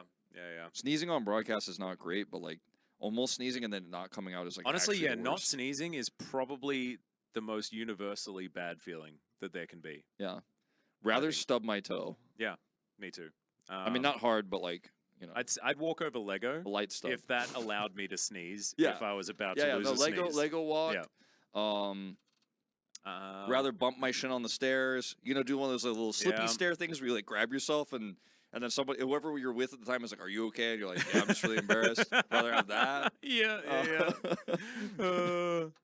What about like shin on the bed when you're getting into bed? Oh yeah, actually, still better than not sneezing though. Shin on the bed frame is probably my least favorite because you're also preparing yourself to relax, and then you scare yourself. I think that's worse than losing a sneeze. I think that's slightly worse. If you guys have like other things. What about lightly bumping your head because there's no head careful sign? In Korea, we have the head careful sign, which means like watch your head. And then you bump your head on it? Because of the way it's written in Korean, it's just literally like mori choshim, like head and be careful. So the sign in English is often translated to head careful. It's like a universal thing for some reason. Yeah. But like if there's no head careful sign and you're walking down those stairs, it's a bit of a lower ceiling, bumping your head on that. That's like one thing that's worse than not sneezing. That does have the combination of being really embarrassing as well, because it's Yeah. like, oh, he can't read in either language. And everyone's just like, well, I mean, it only happens if there's no head careful sign. If there's a head careful sign, my head's gonna be careful. But if there's none, then. But That's yeah, true. you're embarrassed. It hurts when people laugh at you when you bump your head, but it really hurts. It's really infuriating. But you like can't let it show. You're like, yeah, true. I'm so silly. This is really painful. I'm gonna have a Oh. giant lump here tomorrow. Okay, no. Do you know what's actually worse than all of those things? Having a knee cramp in a sleeping bag. Oh. Knee cramp in a sleeping bag is 100% the worst. Okay, what about especially having really cold weather? What about having a foot cramp when you have flippers on? That happened to me yesterday. It was I've not had fun. that happen to me Ew, before. you're in the middle of the water. Because and also you're you can't using, take it off. You can't put your foot on the Yep, ground. and you're using muscles you don't often use, so it Ooh. actually is relatively likely. Oh man, no, that's not it. Yeah, foot That's cramp on not the it. flippers is not it. Foot cramp while in any shoes though. Also, I've had like really difficult to take on and off rollerblades on and got foot cramps, and that's not great either. I would I've learned to like relax my foot when I can feel them coming on, because I know that it's just not going to be worth taking them off again, and it'll be too much pain. What about when you have when you I step love on leg cramps, bro. Pretty enjoyable. Okay. Nah. What about when you like step on the right side of or left side of your ankle, like the outer part of your foot, and twist your ankle, like roll it, and then like also fall down while tripping over a cable after you just had a really good show day and you're really excited, and then like everyone in the entire broadcast team sees you do it. That's really oddly specific because this happened to me recently. Wait. When did this happen? This happened when I was doing that event with the name of the company I won't mention, but that I did with G-Clef. And it was very fun. And then I just completely embarrassed myself. And then everyone was like, "I was kind of, are you okay?" Like, but then I was like, "I can't walk up the stairs now. I need some time." Oh, no. That one was not it. I prefer like just not sneezing to that. Yeah. Now that I think about it, there's a lot of things that are worse than almost sneezing, but then not. But Now that the sneeze is gone, I agree. you know, Because now it's just completely gone. So I don't even have like the lingering thought of, oh no, I missed my sneezing opportunity, and now it is gone forever. Immortalizing embarrassing moments on stream, exactly, lolling around 1, 2, 3, 4. That's what we do. Well, The the Gragas Stranger end up TTV, winning. yes, we are. Did the Gragas end up winning? well, Which it one? depends on your perspective. Depends on your perspective. And your definition of a winner. Because a winner is the jungler of Gen.G and us. And also, congratulations. You guys did your first analyst desk, and I think you did a fantastic job yeah, as I well. thought it was Twitch pretty chat. solid. I'm glad we added that to the global Yeah, stream. I think, Maybe we'll bring it back next week too. And I wish that we could save the VOD as well, so that we could have the chat, but I don't know whether we can do that. The winners are the friends we made along the way. Absolutely, it is. Carlin, I call you one of them. One of them. Misposition, saying that chat did a great job, and you guys did. Quillvest. Is anyone in the chat familiar with the southern fast food restaurant Mrs. Winners? It's very good. Is it? I mean, I don't know if it still exists, but when I was a kid, it was very good. Do they sell chicken? Yeah, Of the and fried mashed variety? potatoes, and Oh, I think like macaroni and cheese, coleslaw. You know, dude, I would be at least 500 kilos heavier if I lived where you grew up, I reckon. Because it's like yeah. all of my favorite food as well. So it's not, I'm not saying that like, oh, you're from a place where there's only bad food. It's just I love it There's a so lot much, of- and I can't get it here, and that's probably why I'm not morbidly obese. there's a lot of food that is very tasty, but is not good for you. Yeah. Where I'm from. It's like potato and chicken, like, and all of it fried and things. I Oh. turned out okay because my family like cooked at home and made healthy food. Yeah. Luckily, but I can't say too. the same for everybody who grew up in my area. Oh no, Bigu Bosu Bobarossu's back. Preaching the Gragas while we're talking about Southern American food. Is Gragas Australian? I don't think so. No, he is not. I mean, it depends which skin you select, I guess. But Mexican I'm pretty food is sure the he's best. not. Astronautilus. It is. I mean, Mexican food's pretty good. But I mean, don't- Korean food is the best, actually, but like Yeah. Mexican food's like number 2. I honestly think that, like, you can get the best food in the world in Seoul. I was talking to my fiance about this, and I was just saying, like, it must be annoying traveling to other countries and knowing that the food's going to be worse wherever you go. Yeah, Because it's just better.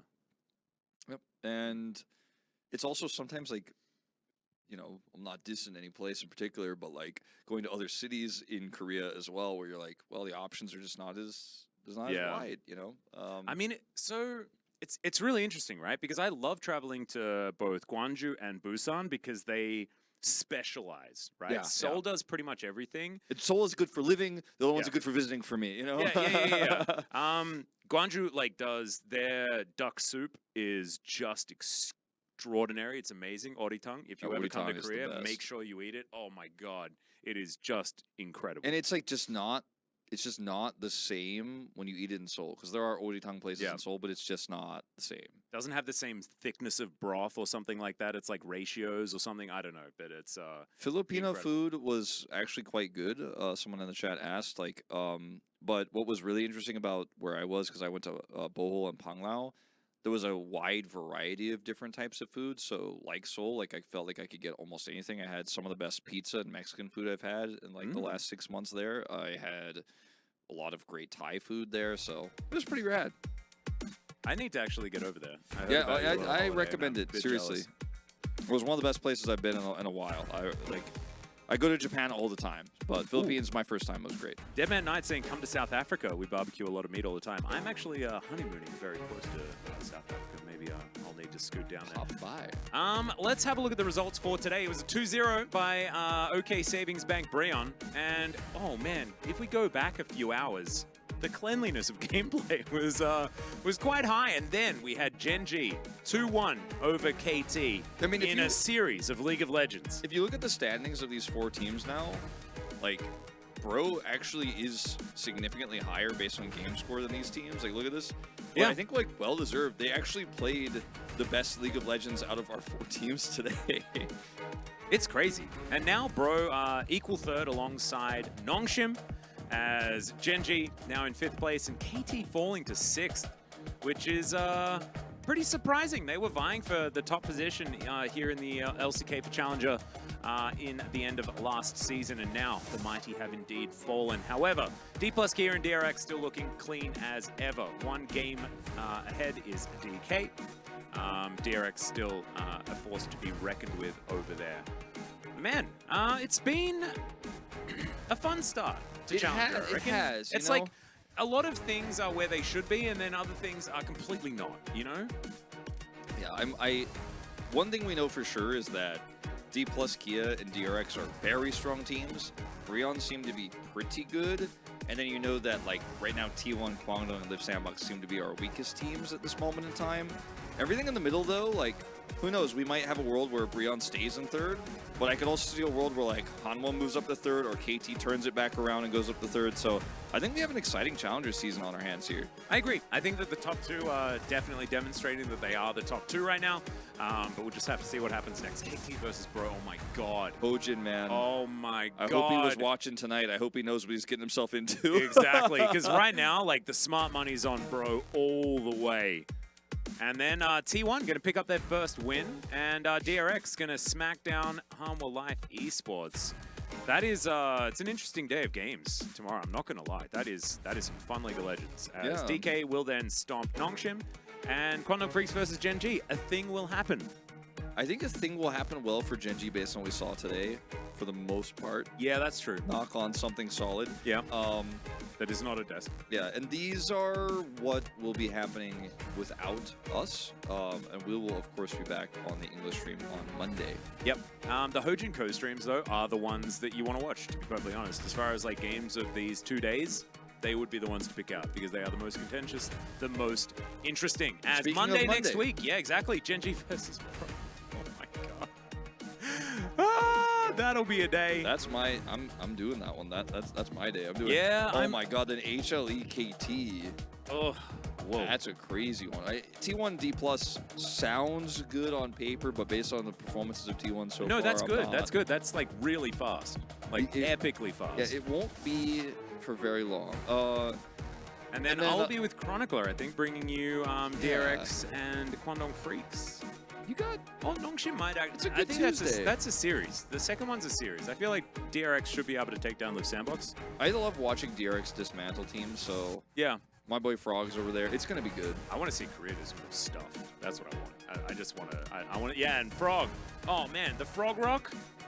What a time to be alive. We've got Frog as a rock. I think it's an 8-gamer. And LCK this week, not going to lie to you guys, not too many crazy ones, but I think the most highly contested one in terms of what we think is going to happen is definitely the ones you see highlighted here. Match 17 with HLE and Kwangdong Freaks.